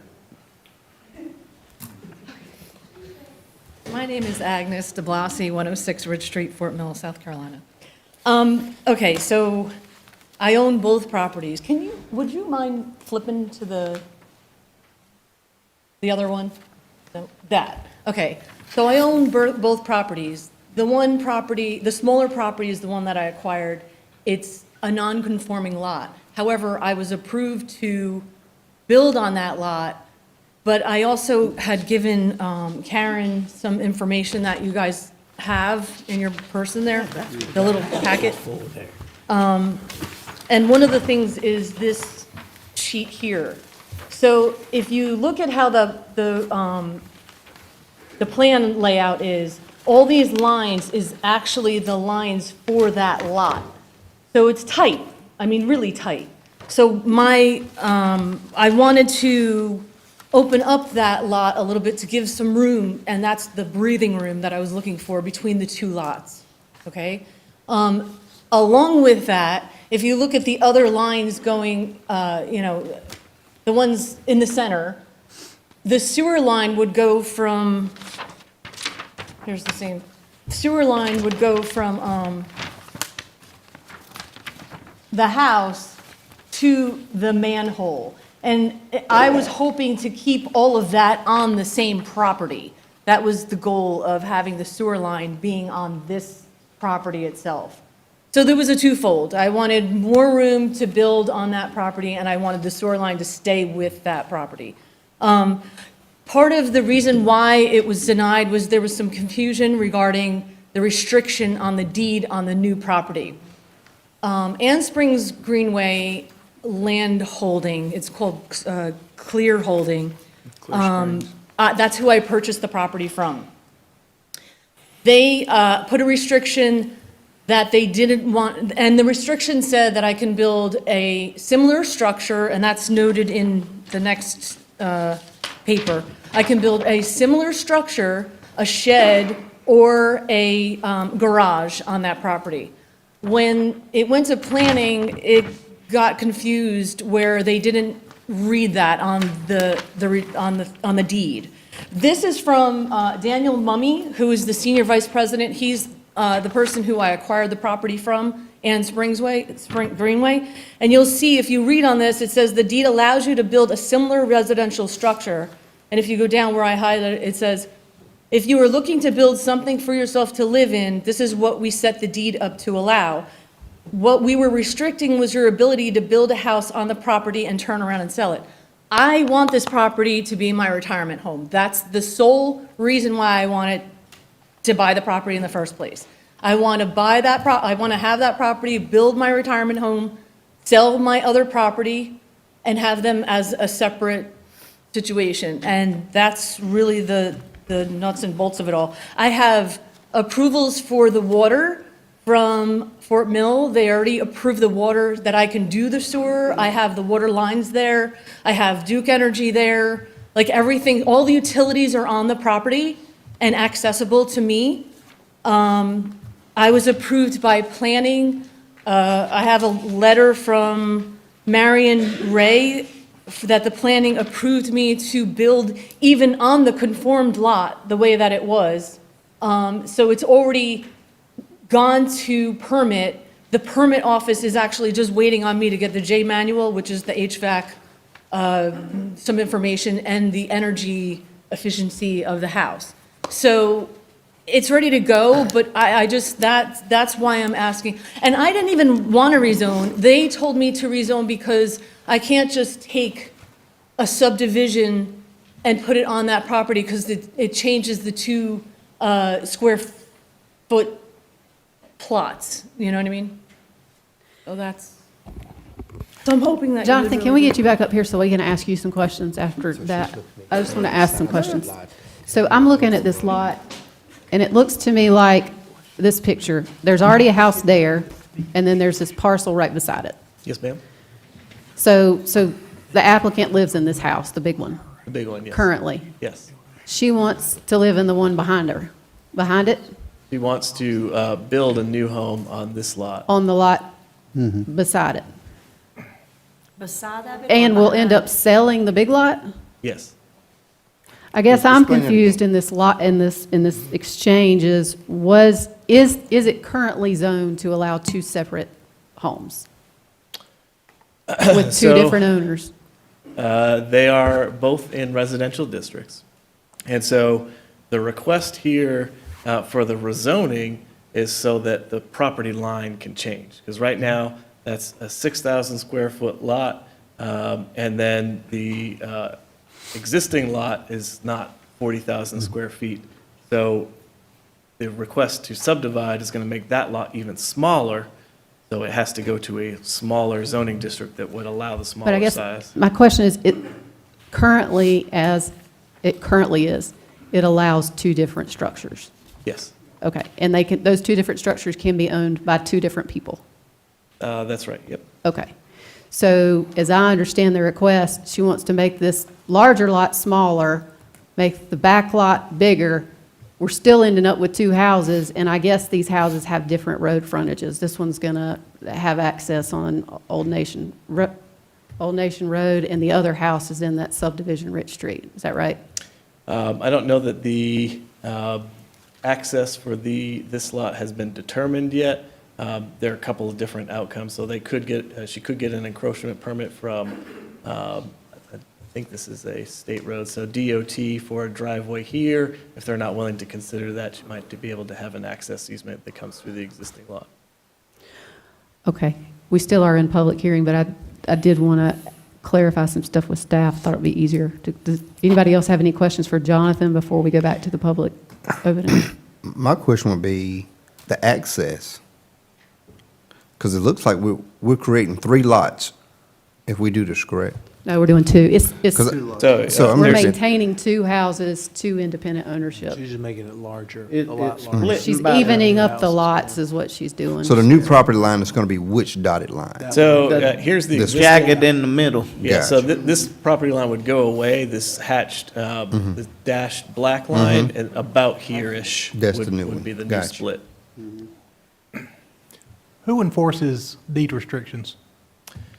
That's a very good question, and one that I think the public struggles with a lot when they call our office. So deed restrictions, they are held by certain parties named in the deed, and so typically they're enforced by whoever holds those restrictions. In this case, the restriction to use this property for ancillary purposes to the existing dwelling on the adjacent property, that's held by Clear Springs. What the county can't do by state statute is we can't permit anything that is prohibited by a deed restriction as long as we are made aware of it. We don't technically enforce deed restrictions, but we can't approve things that aren't allowed in them. Are we sure that this wouldn't violate the deed restriction by having it seems like you could get around it by selling off the other property and they're kind of attached? Yep, that's a good question, and I did speak with Dan this morning. I wanted to get some clarification on how Clear Springs saw this, and so he explained to me, and I'm happy to share that email dialogue as well. But they sold the property at a very discounted rate, assuming that it was not going to be built and flipped, right? So that's why the deed restriction states that it would have ancillary benefit to this property, and that could include an ADU, and he did describe that. So there is a way to accommodate both the desire to build an additional dwelling and stay within the confines of the deed restriction. But if the larger property was sold off, would that? That would be, at that Oh, point, and is yeah, so in the scenario that you're discussing, if an additional dwelling is built, the county has already permitted that at that point, so we're out of the business of contemplating the deed restriction. So if the holder of the restriction saw an issue, it would be upon them to take issue with it at that point in time. Okay. When you look at this, it appears to me that, I won't call it the north side of this lot, has already been split. The south side of the lot has been split, and the properties across the street on Ritchie Street have been split. Now, you can't see it on this parcel, you'd have to blow it up, you'd have to blow the map up to see this. So it's surrounded by properties that are already split. There's another one across the street that only has, I mean, one's 2/3 of the size of the 1/3 on the back part of the lot. There's not even road frontage. At least you do have Old Nations Ford and you have Ritchie Street. You got road frontage for both of these. See what I'm saying? See the one over here? It's been split. I guess the fundamental question is, you're telling me that they're already allowed to have two separate homes and two separate owners? And that doesn't violate the deed restriction? Right. So, Because you're required to follow a deed restriction when you become on notice of a deed restriction. That's right. It's just not county's responsibility to go find a deed restriction. That's So I right. guess this fundamentally is, if she's allowed to do it, two homes on this property anyway, which may not be what the deed restrictors thought, but that, Right, so there's a I don't know if different. you need legal opinion on that as to whether or not this proposal violates the deed restriction or not, but it seems to me, staff is saying you're allowed two separate homes, no matter what. And they can be So owned by two there's- different people. So there's two different scenarios. One, Mr. Litton went through where they've built a home and then they look to sell the other property thereafter, and the county's out of that equation. Now, if the two other properties are under two different ownerships, but that deed restriction is still there, and a different property owner that is not the applicant requests to build a home there, that is clearly not ancillary to the existing dwelling, so that would clearly violate the deed restriction. The county would not be able to approve that permit, but that's not the scenario that the applicant is after. That's just explaining how that restriction would work. So in this case right here, though, if the person requesting this, if she had decided at this point to build a home on the existing property that she purchased, she's clear to move forward with that. But if she was to sell it, she would have to sell her old property because with the other one was already under deed restriction. So she would be the sole owner of the deed restriction property. She couldn't sell off the deed restricted property if she built a house on that, correct? The county doesn't control sales, so, Okay. yeah. All right. Been holding up some sales recently. We got one we better talk about, aren't we? All right, so, Okay. Good. Do you have any questions for Jonathan? We still got, finished the Yeah. public hearing. Okay, thank you, Jonathan. Clear as mud. All right. yeah. Anyone else wish to speak in favor? Motion to close public hearing. Do we have a Second. second? Motion and a second to close public hearing. All in favor, say aye. Aye. Public hearing is closed. Do we have a new motion? Okay. This area, I know this area, it's very, Debbie, can you make it's your not your motion? typical Can you make your area. motion first? Yeah, oh, okay, yeah. I'm going to support first reading, and then, Second. Is your motion purely to approve first reading, or are but you I having have a- conditions? I have a, All right, Caveat. let's go ahead and we got a motion to approve Okay. first reading. Do we have a second? Second. We have a motion and a second. All okay. right. So what I'd like to do is make sure that it wouldn't go straight to consent, that we have a second reading. I think a lot of these, we're going to need to do that because of the AGC I problem. think so too. Yeah. I'm just saying that. Yes, ma'am. Okay, and I would like to be able, if there's additional questions, then we can get to it and do, if we need to investigate further. Correct. Yep. All right, motion and a second. Any discussion? Yeah, I want to make a quick comment. Go for it. With the approval already existing to be able to build two houses, that's a no-brainer that two houses can go there. What I see this is, she's just wanting to enlarge the smaller lot by giving some land from the existing bigger lot, adding it to the smaller lot. That's all she's looking to do. She can build two houses and cram one house in on the smaller lot and keep the bigger lot still big Right. versus shifting some of the land over to the smaller lot. I don't know why we're gonna really go back and forth over it. She can go out there next week and build two houses. She can build one on a small, real small lot, cram it in there, and still keep the bigger lot, or we give her permission to make the smaller lot a little bigger, and she still got two houses. Yep. It just makes it to her liking, or we can say, nah, build the house on the small lot. If Jonathan says it meets the muster of not violating the deed restriction, what else is there to discuss, to go back and forth on? It's, to me, it's cut and dry. Two houses going in, whether we say cram it in on the smaller lot, or hey, we'll give you a little bit, we'll allow you to enlarge that lot that you bought from Springs and live happily ever after. Whether she wants to sell her primary and then move into the new one that she's gonna build, as she says she intends to do, that's not on us. Whatever she decides to do once the house is there, that's between her and whoever she acquired the land from, if they want to go back and enforce and finagle all that stuff. But that's not what we were elected to fight for or against down the road. Our part is to decide to rezone. And then we're out of it. All right. Call for a vote, Madam Chair. I will say that I think that we need to have feedback from legal as to ensure that this is not a violation of the deed restriction. Now that the county is on notice of that, I also think for future reference with this council that it doesn't make sense if she is not allowed access to that second road. That's something that I think that would be important consideration driving through the neighborhood to have a second roadway. I think that needs to be part of the conditions as we talk about it in the future. All those in favor of the motion, say aye. Aye. Any opposed? Hearing none, motion carries. Move now to item number 7. Nope, we just did that one. Number 8? Item number 8, final one, rezoning action. Hold a public hearing and consider first reading, case number 24-62, to rezone 48 parcels to one zoning district in order to remove their existing split zone status in District 3.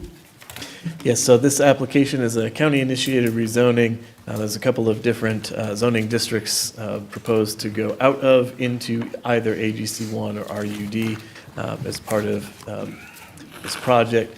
And so all of the parcels are located along Sandifer Road in District 3. There are 48 in total. So this is an aerial view of what that looks like. You can tell it's pretty rural. And just to summarize the county-initiated rezoning, so the purpose of this is to eliminate that split zoning status, which was applied when zoning was first applied countywide to all these properties on Sandifer Road. Historically, from information from the community, the strategy there was to try to keep manufactured homes off of the front part of parcels along Sandifer Road and keep them further back. The AGC 1 district had not been created yet, which accomplishes that objective much better as it does not allow manufactured homes. So the strategy instead was to split these parcels 300 feet from the center line of Sandifer Road to be RSF 40, which didn't allow the manufactured homes and to have AGC in the back. So that's the strategy that was employed at that time. So all of these property owners have received public notice directly by mail, by certified letter, and they were encouraged in that notice to call with any questions, concerns, or preferences that they might have had, and we do have some of those. So here's the zoning, and you can see that stretch that's 300 feet from the center line of the road. There's some that changed a little bit on the east side here, and some of this is RUD instead, with the frontage on Sandifer towards the west end. So with this rezoning, it would rectify all the split zoning, and therefore all the owners that are along Sandifer could split or combine their property without having to worry about split district complications. This is the future land use map for the area. It's entirely agriculture. So here's a closer in look at the zoning districts. Now I've put some red around some of these parcels, and you can notice that they're smaller. So that's why the staff recommendation is for these parcels in particular to go to RUD1, which carries the same prohibition against manufactured homes that AGC1 does, but it's the smaller 1 acre minimum lot size. So all of these lots highlighted in red are smaller than 5 acres currently.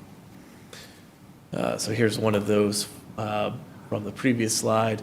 Now this parcel is highlighted in green, and this was a property owner that contacted staff and requested that council rezone their property to AGC instead of AGC1. And similarly here, we've got one more of those small parcels that we're recommending to go to RUD1, and another parcel outlined in here in green that the property owner contacted staff and is requesting council to rezone their property to AGC. So here's a list of those properties outlined in red, but we're suggesting you go to RUD1. All the rest in the application are proposed for AGC1, and these owner requests came after Planning Commission. So if council concurs with the request from these property owners and would like to accommodate that request to go to AGC, that would just need to be captured in your motion for parcels 302-000-0048 and 339-000-020. So staff recommends approval. The AGC1 and RUD1 districts support the historic goal of the area when zoning was first established to not allow manufactured homes directly on Sandifer Road. And certainly the requested AGC district from those two property owners also is consistent with the plan and the area character. Now, some second dwelling units that are on some of these properties and manufactured homes become non-conforming, but those would be grandfathered and they can continue to be used. And on the flip side of that, there are some agricultural uses that are on the RSF 40 areas of those parcels, and those are non-conforming today, and by virtue of this rezoning, they would become conforming. So, by a vote of 7-0, Planning Commission also recommends approval. Questions for staff? Why are we having we have a couple of folks that are going to AGC? What's the difference there? Is that, did they explain why? Yes. Or what does that change? So, the two property owners that reached out, one has an existing manufactured home, and they'd rather that be just conforming. And another one reached out, and they have two dwellings on the parcel, and both of those appear to be in the RS 40 area of the property, so it's already non-conforming, so they prefer that to be conforming as well. Does this bring, so as I understand it, this request came forward because of basically a family member wanted to deed 2.5 acres to another family member, and we wouldn't let it happen. We required a rezoning because even though both parcels were zoned the exact same thing, we require that to be changed. Is that? So Mr. Sandifer was looking to acquire some property from an adjacent neighbor, and both of the parcels were split districts, and so the resultant parcels of the lot recombination would be creating new split-zoned parcels. So, But they were already split zoned, and we held up the sale because we wouldn't give. the county doesn't hold zoning, up sales, but we can't approve a plat that doesn't conform with code. which would hold up the sale. Okay, I support this. Any other questions for staff? Yeah, quick No. question. Go ahead, tell me. No, I've talked about this so much, I don't even want to Okay. talk about it no more. Just to recap, did you say you spoke with each one of these property owners? So all of the property owners were sent notice by certified mail. Okay. Was there any pushback from any of these property owners? As I mentioned, the folks that reached out, some had questions that we helped answer those, and there were two property owners, the two that are listed here on this slide, that requested a different district, being AGC. Gotcha. Thank you. I do want to say something though. Even though it was split zoning, in my mind though, I still can't understand if the front road part was the same as Mr. Sandifer's front road part and the back little bit was the same as his. I still don't know why it just couldn't be absorbed right into his. That's what I don't understand. We looked at it, we looked hard at it, we talked to the county attorney about it, and based on how the code's written, it says we can't create more split zoning. Well, I think maybe It's very clear. we need to be, I think council needs to be made aware of what, I don't know if there's any more, but this came as one person requested they couldn't exchange property, and now we're having to rezone 48 of them. I'm concerned that of unintended consequences and folks understanding what's going on. We needed to fix that one. Maybe we need to fix the code instead of just doing, this was the quickest way to fix that problem. I just hope that all other 47 people agree. And, understood. and that's where I think it's still a mess. So I think I for think we us- still need to fix it. Yeah, I think for us, when we assess this situation, and I got to know Mr. Sandifer and appreciate you being here tonight, so had many conversations with him.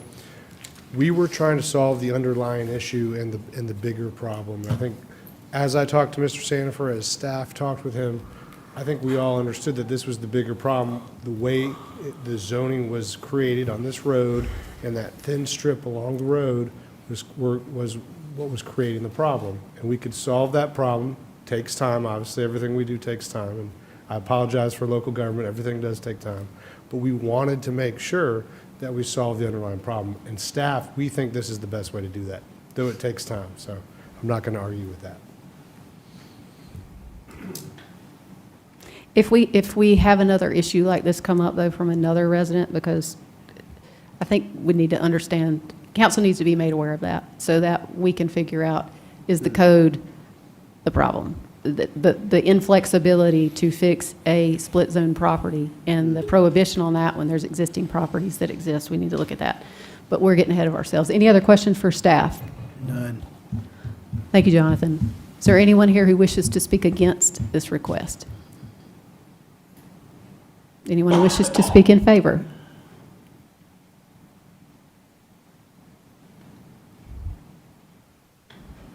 Wayne Sandifer, 683 Sandifer Road. And I'm the one that got this whole ball going because I wanted to buy 2.5 acres of land that was split zoned. They said you can't subdivide split zone property. I don't see what difference it makes as long as I'm adding it on to some other property that's split zoned. But they say I can't do it. And this was the only alternative that we had. And I'm not sure it's the best solution because there's 47 other property owners that's going to be kind of out of compliance because they got only 5 to 6 acres. And some of them's got 2 houses on it, some's only got 1. And I'm just not sure why the county council ever done this to start with. Somebody put these rules in effect, and evidently, somebody didn't know what they were doing. Didn't know what the consequences of the rules were. I mean, the staff's got to follow the rules, but the county council makes the rules. And I never thought it would be a problem when I talked to my niece about acquiring that 2.5 acres. I figured, get it surveyed off. Didn't even know it had to go before the planning commission. I thought when you bought land, I know building codes you got to buy, but I wasn't looking to build nothing on it because most of the property you can't do nothing with because of high-powered power line and a big gas line goes across it. And I just didn't see where it'd be a problem acquiring 2.5 acres of land and have to go through all this. Thank you, sir. Anyone else wish to speak? I'm Rebecca Martinberry, 629 Sandifer Road. I'm just this is like, we're new to the area, so we're just trying to figure out really what the difference between the ACG, or AGC and the AGC1 is, really, because we don't want to be out of conformity either. And so I know you guys can't answer those questions, but that is a concern. I will ask you, did you reach out to staff directly yet? No, Okay. we have not, yeah. All right, so what I'll ask you to do is to connect up with staff Okay. immediately and find out which parcel yours is and get your question answered. We do have 2 more readings after this. Okay. Please reach out. Your councilman is Mr. Atkins on the end. And if you'll reach out to him, we'll make sure Okay. you get your questions answered. All right, thank you. All right. Do we have a motion to close public hearing? Motion to close public hearing. Second. Motion and a second. Any discussion? All those in favor say aye. Aye. Any opposed? Hearing none, public hearing is closed. Do we have a new motion? Motion to approve. Second. All right, is the approval with the changes that were requested by the individual parcel owners? Is that a yes? Yeah. Do we need to spell that out, or is what I staff? had not a do. I'm not sure I know how to spell it out, so if I don't. Which ones? The bottom ones? Just the other 2? So, Mr. Atkins, is your motion to approve with the change that the 2 parcels, 302-00048 and 339-0020, go to AGC? Yep. If that's what the owners That's what want. it needed. Do we have a second? Yes, second. Motion and a second. Any discussion? I'm going to approve it on this one, but I am reluctant. Well, we got 47 other people that may or may not understand the impact of this. So I think we'll pass it this time first, but I think there needs to be more discussion around this. I'm concerned the outcome of this, so. Well, I definitely am too. I am too, This but was I was told whenever they started this whole thing, because I'm like Mr. Sanford, I don't know why it couldn't just absorb right in, but I was understood that when we were going to we were going to give the people the option that wanted to and didn't want to, right, Josh? That's why staff has sent the letters and has Yeah, encouraged so people to reach out. the people that have want to questions. had the option, the ones that didn't want to. Because, all I was trying my best to do was somehow get Ms. Stanford just 2.5 dadgum acres. Yeah, and I think we got to solve that specific problem without creating more. And if what staff is saying is this solves all of the problems, that's fine. It'd be nicer to have affirmation from property owners that they clearly understand it, instead of we think this is solving that problem. But let's, Yeah, because we've got a couple. Well, let's here that's approve got first questions. reading. I know. Yeah.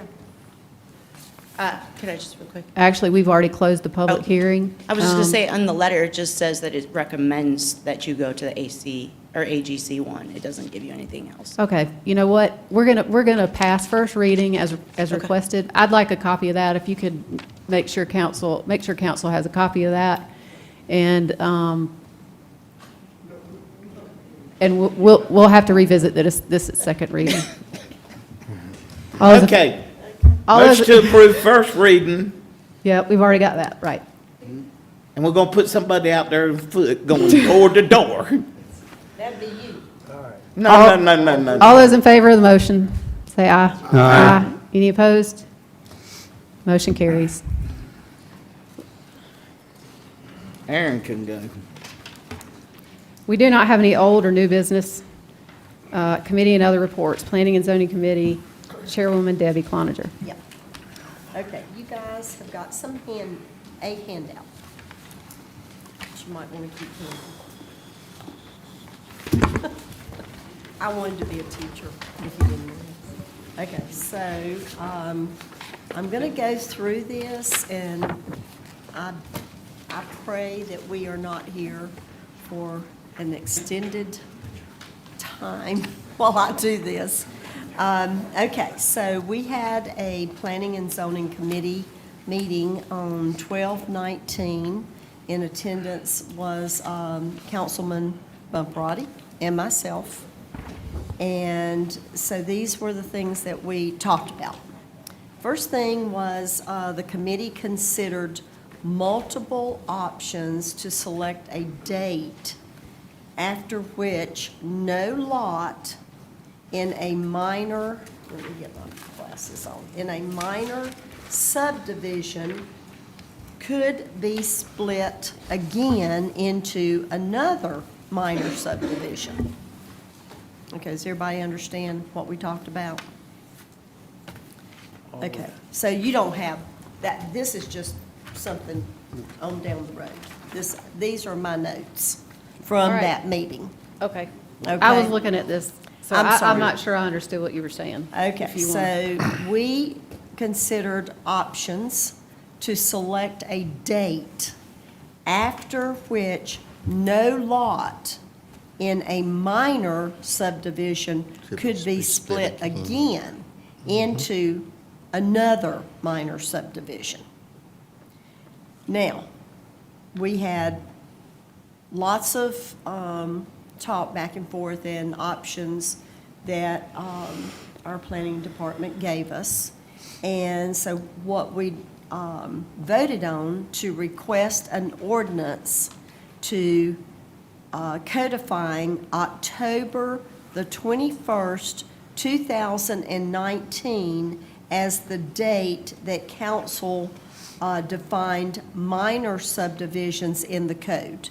So in other words, and I would ask that my cohort, Councilman Roddy, if you want to make a comment on this. Debbie, before But- we do that, what was the issue that was Yeah. referred to the committee? What was the precise issue? Okay, so may I ask Jonathan to come up and, is that okay? Do y'all have record of that? Everybody? What was the issue that was referred to the committee by Yeah, council? that's what I was Yes. wondering, too.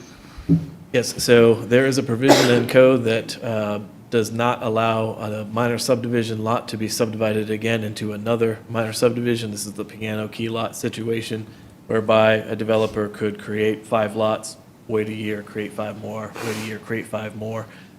So there was no date certain in the code about how far back staff should look to make that determination. So that's what we needed we kinda to needed that. establish. And the committee opted to go for the date that minor subdivisions were created in 2019. They were created in the code, a minor subdivision was created in the code on October 21st, 2019. So we elected to go with that date because As the that was when establishment of they were minor. put into the code. But What- isn't that fluid, though? Isn't that date, like, So if you created a minor subdivision in 2020, you built five homes, you can't go back and create another minor subdivision on that same parcel of original land. You just can't So- keep creating minor subdivisions to circumvent the majors. I think one of the questions is, what's the problem that we're trying to address? Because as I understand it, we've got folks that had RUD property, family-owned land on a road, and they want to give another, we've put an artificial cap on how many homes that those folks can have, even though they're RUD.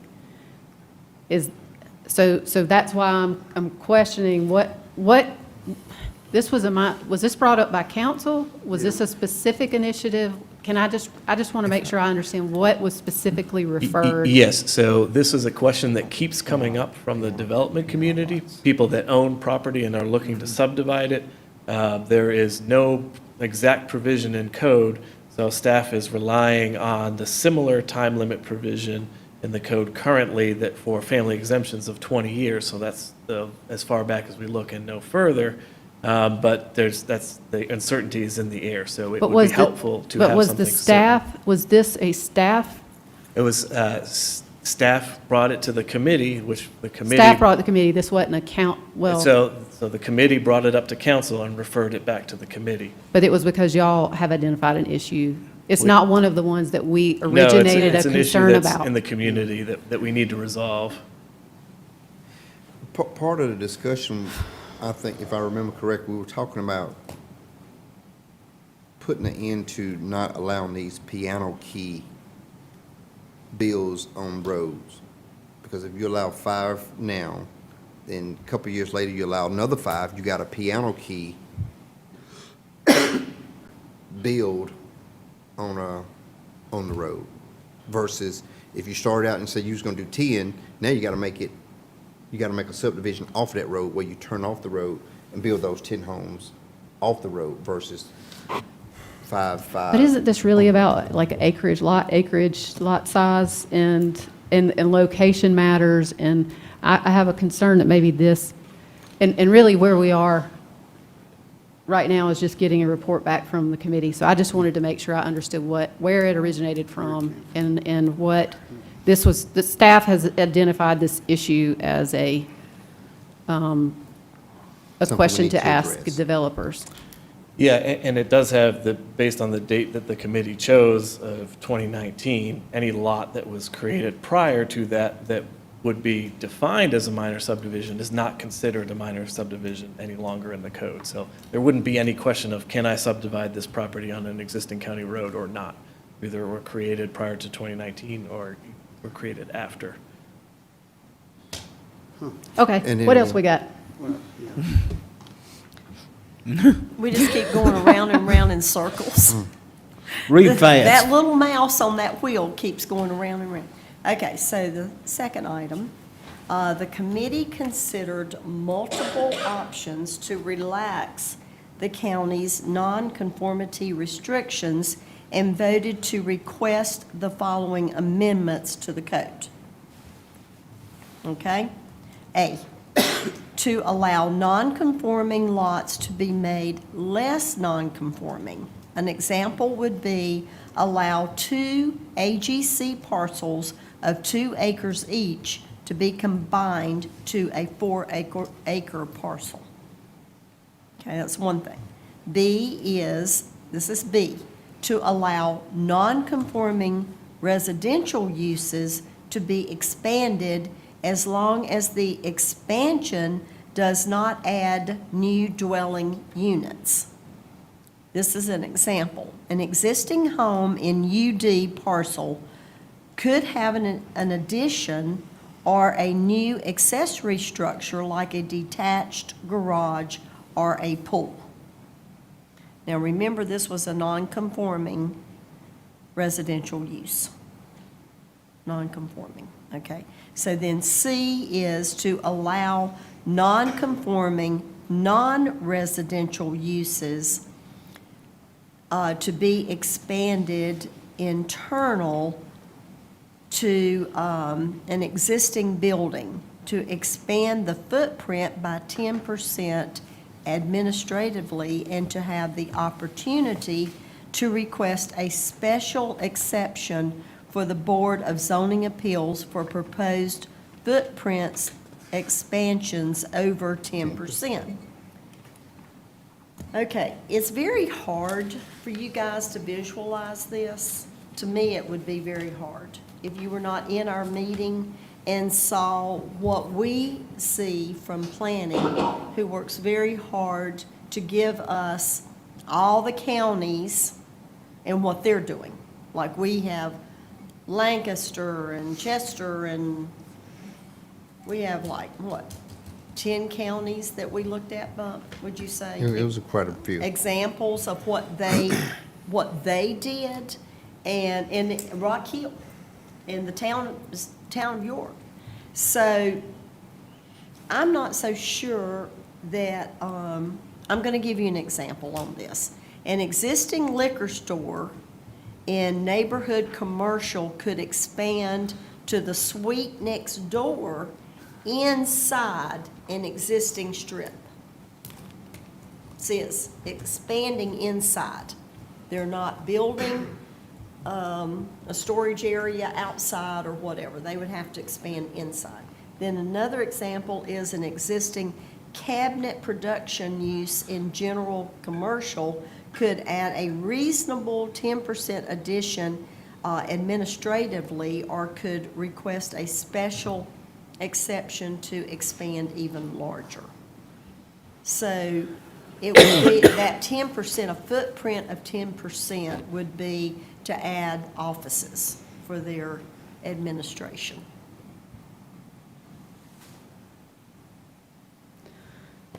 Do you get that? Okay. Are we talking about rural zoning project now, or are we still talking about, we've got two things that have come out of committee. One is a recommendation on the minor subdivision date that was recommended by staff, and then we have two nonconformities. Okay, could I ask Jonathan to come up and explain this part? Okay. Is that okay? Yeah, I think we need to understand it. Okay. Okay, Jonathan. I just want to make sure I understand what came out of the committee, because that's the committee report. And so I guess the committee reported out. And I have one more. Well, okay, actually, I think this is part of number 4, my sheet, number 4.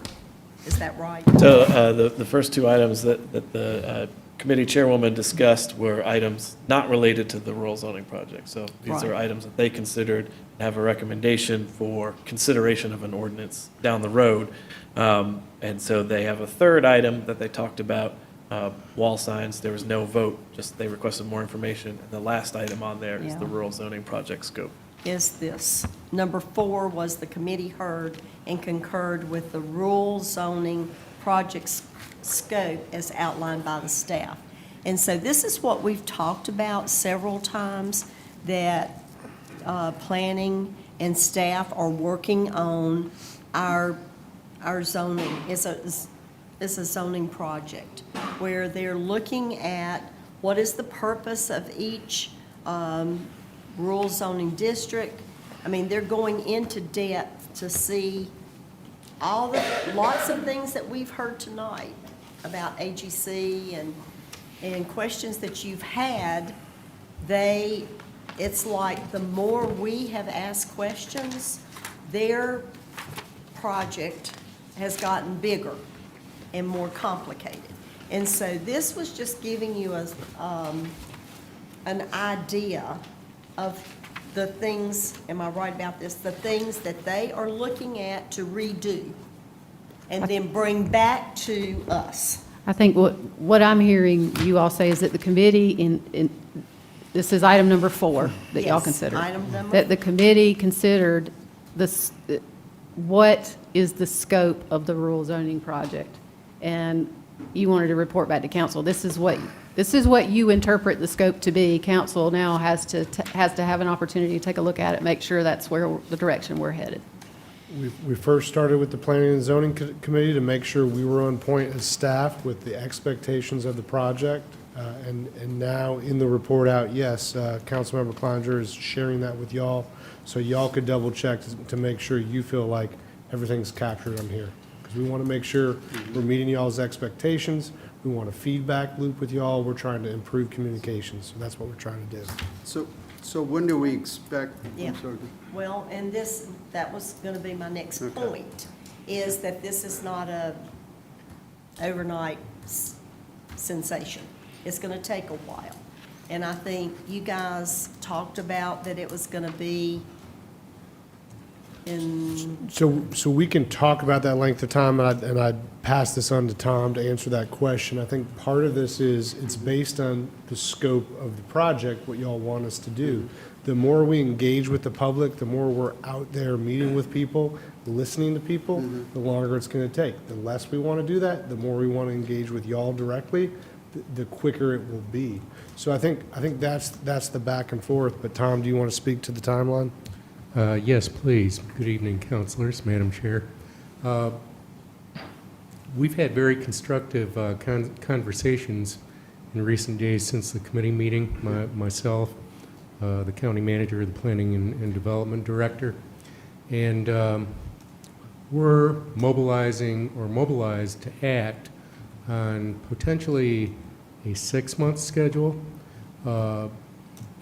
We think that's what's needed conservatively to expedite what we need to do, because what we're really going to be doing, and as was evidenced this evening, is that we're doing really kind of a blend of an audit for the code and perhaps a comprehensive plan or the future land use map.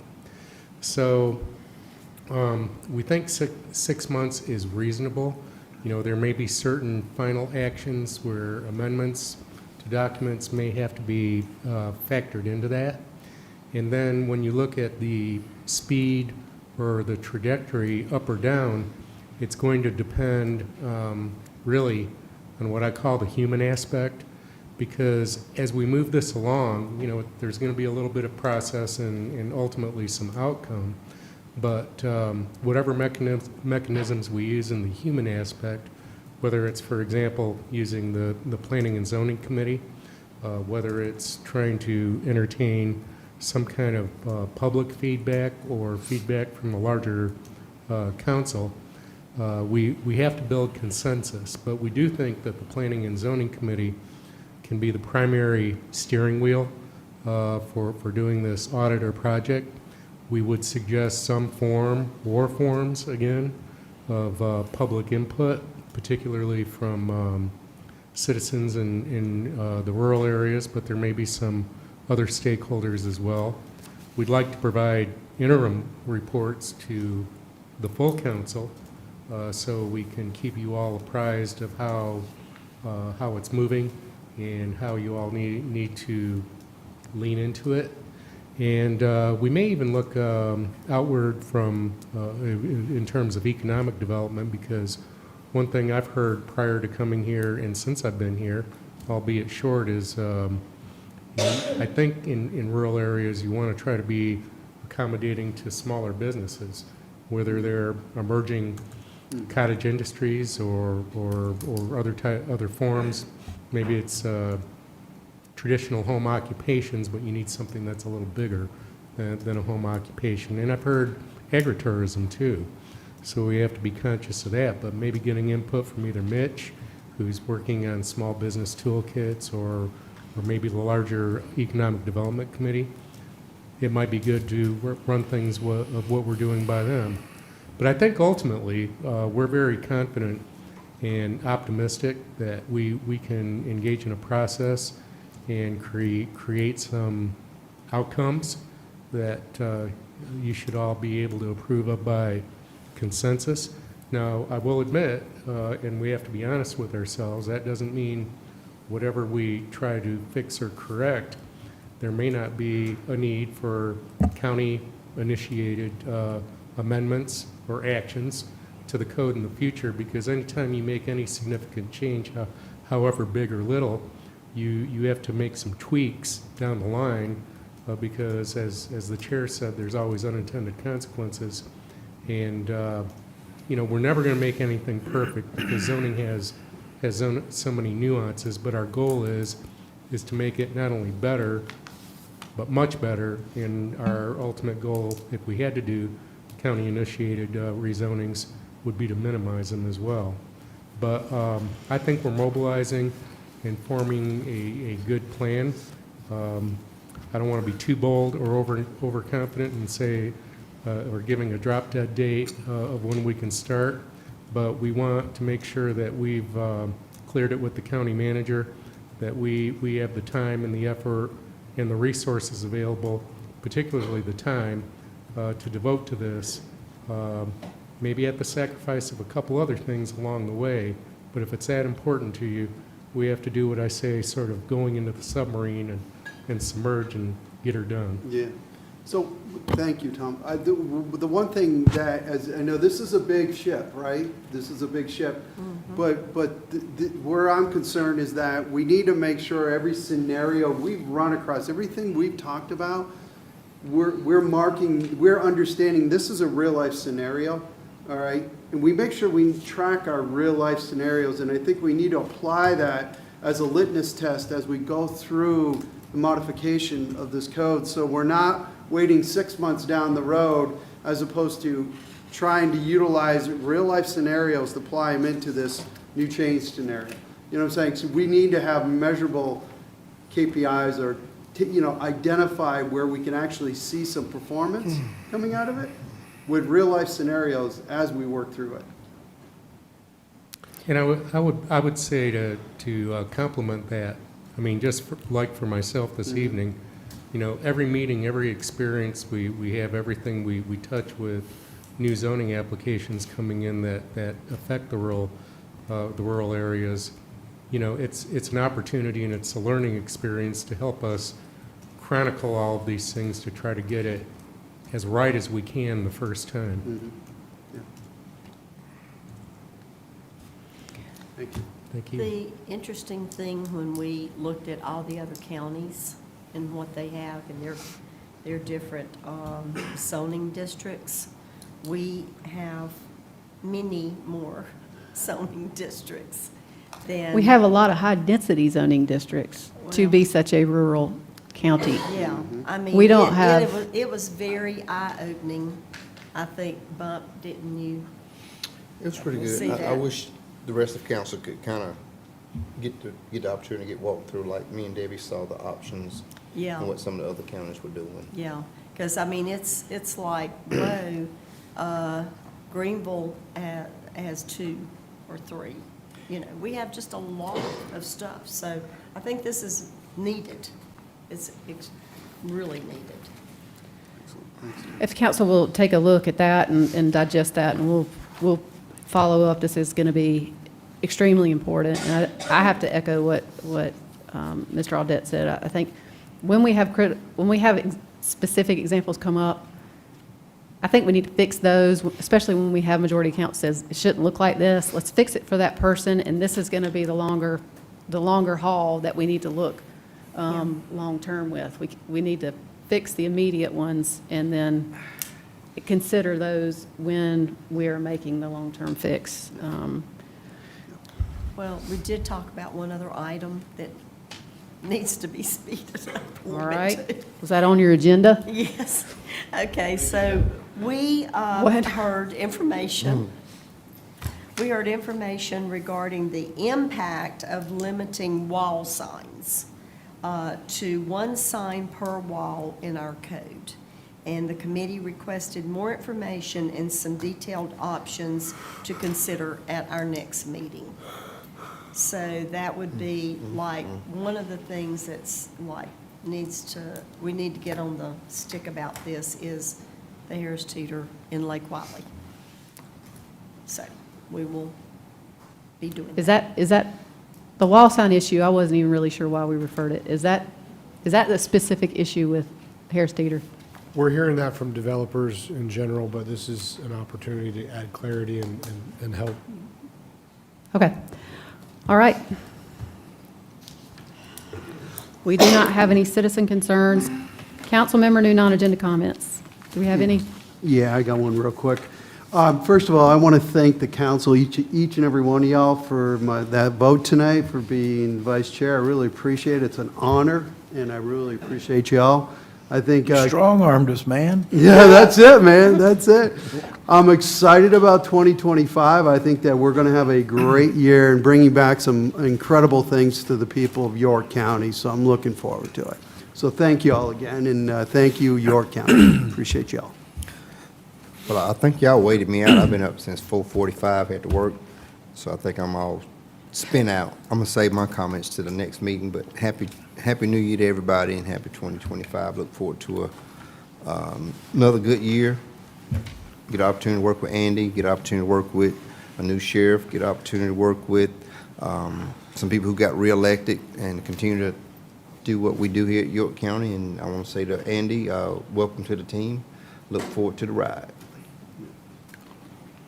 Any other comments? It's 9:49, so I'll be very brief. I appreciated your comments in the beginning about the vision and the impact the strategic plan is going to have on York County as we work through our committee structure and with our staff to make that come to fruition, and our new assistant county managers. I'm really excited about what lies ahead for us and what the committees will be able to accomplish over the next 2 years. Andy, look forward to working with you. The public doesn't realize this, but he didn't have access to all of our notes that we were able to read and prepare for tonight, so he did a phenomenal job representing District 2 tonight, so good job. Looking forward to working with you. Yeah, and Andy, welcome on board. Glad to have you on, man. All right. Do we have a motion for executive session? Yes, we do. We don't need it. Just skip I'm it. getting the look. Yes, we do. Tom, I'm looking here, and they say we Oh, don't need it. we don't need it. Okay, so we do not have a motion. Motion to adjourn. Second. Motion and a second. Any discussion? All in favor, say aye. Aye. We are adjourned.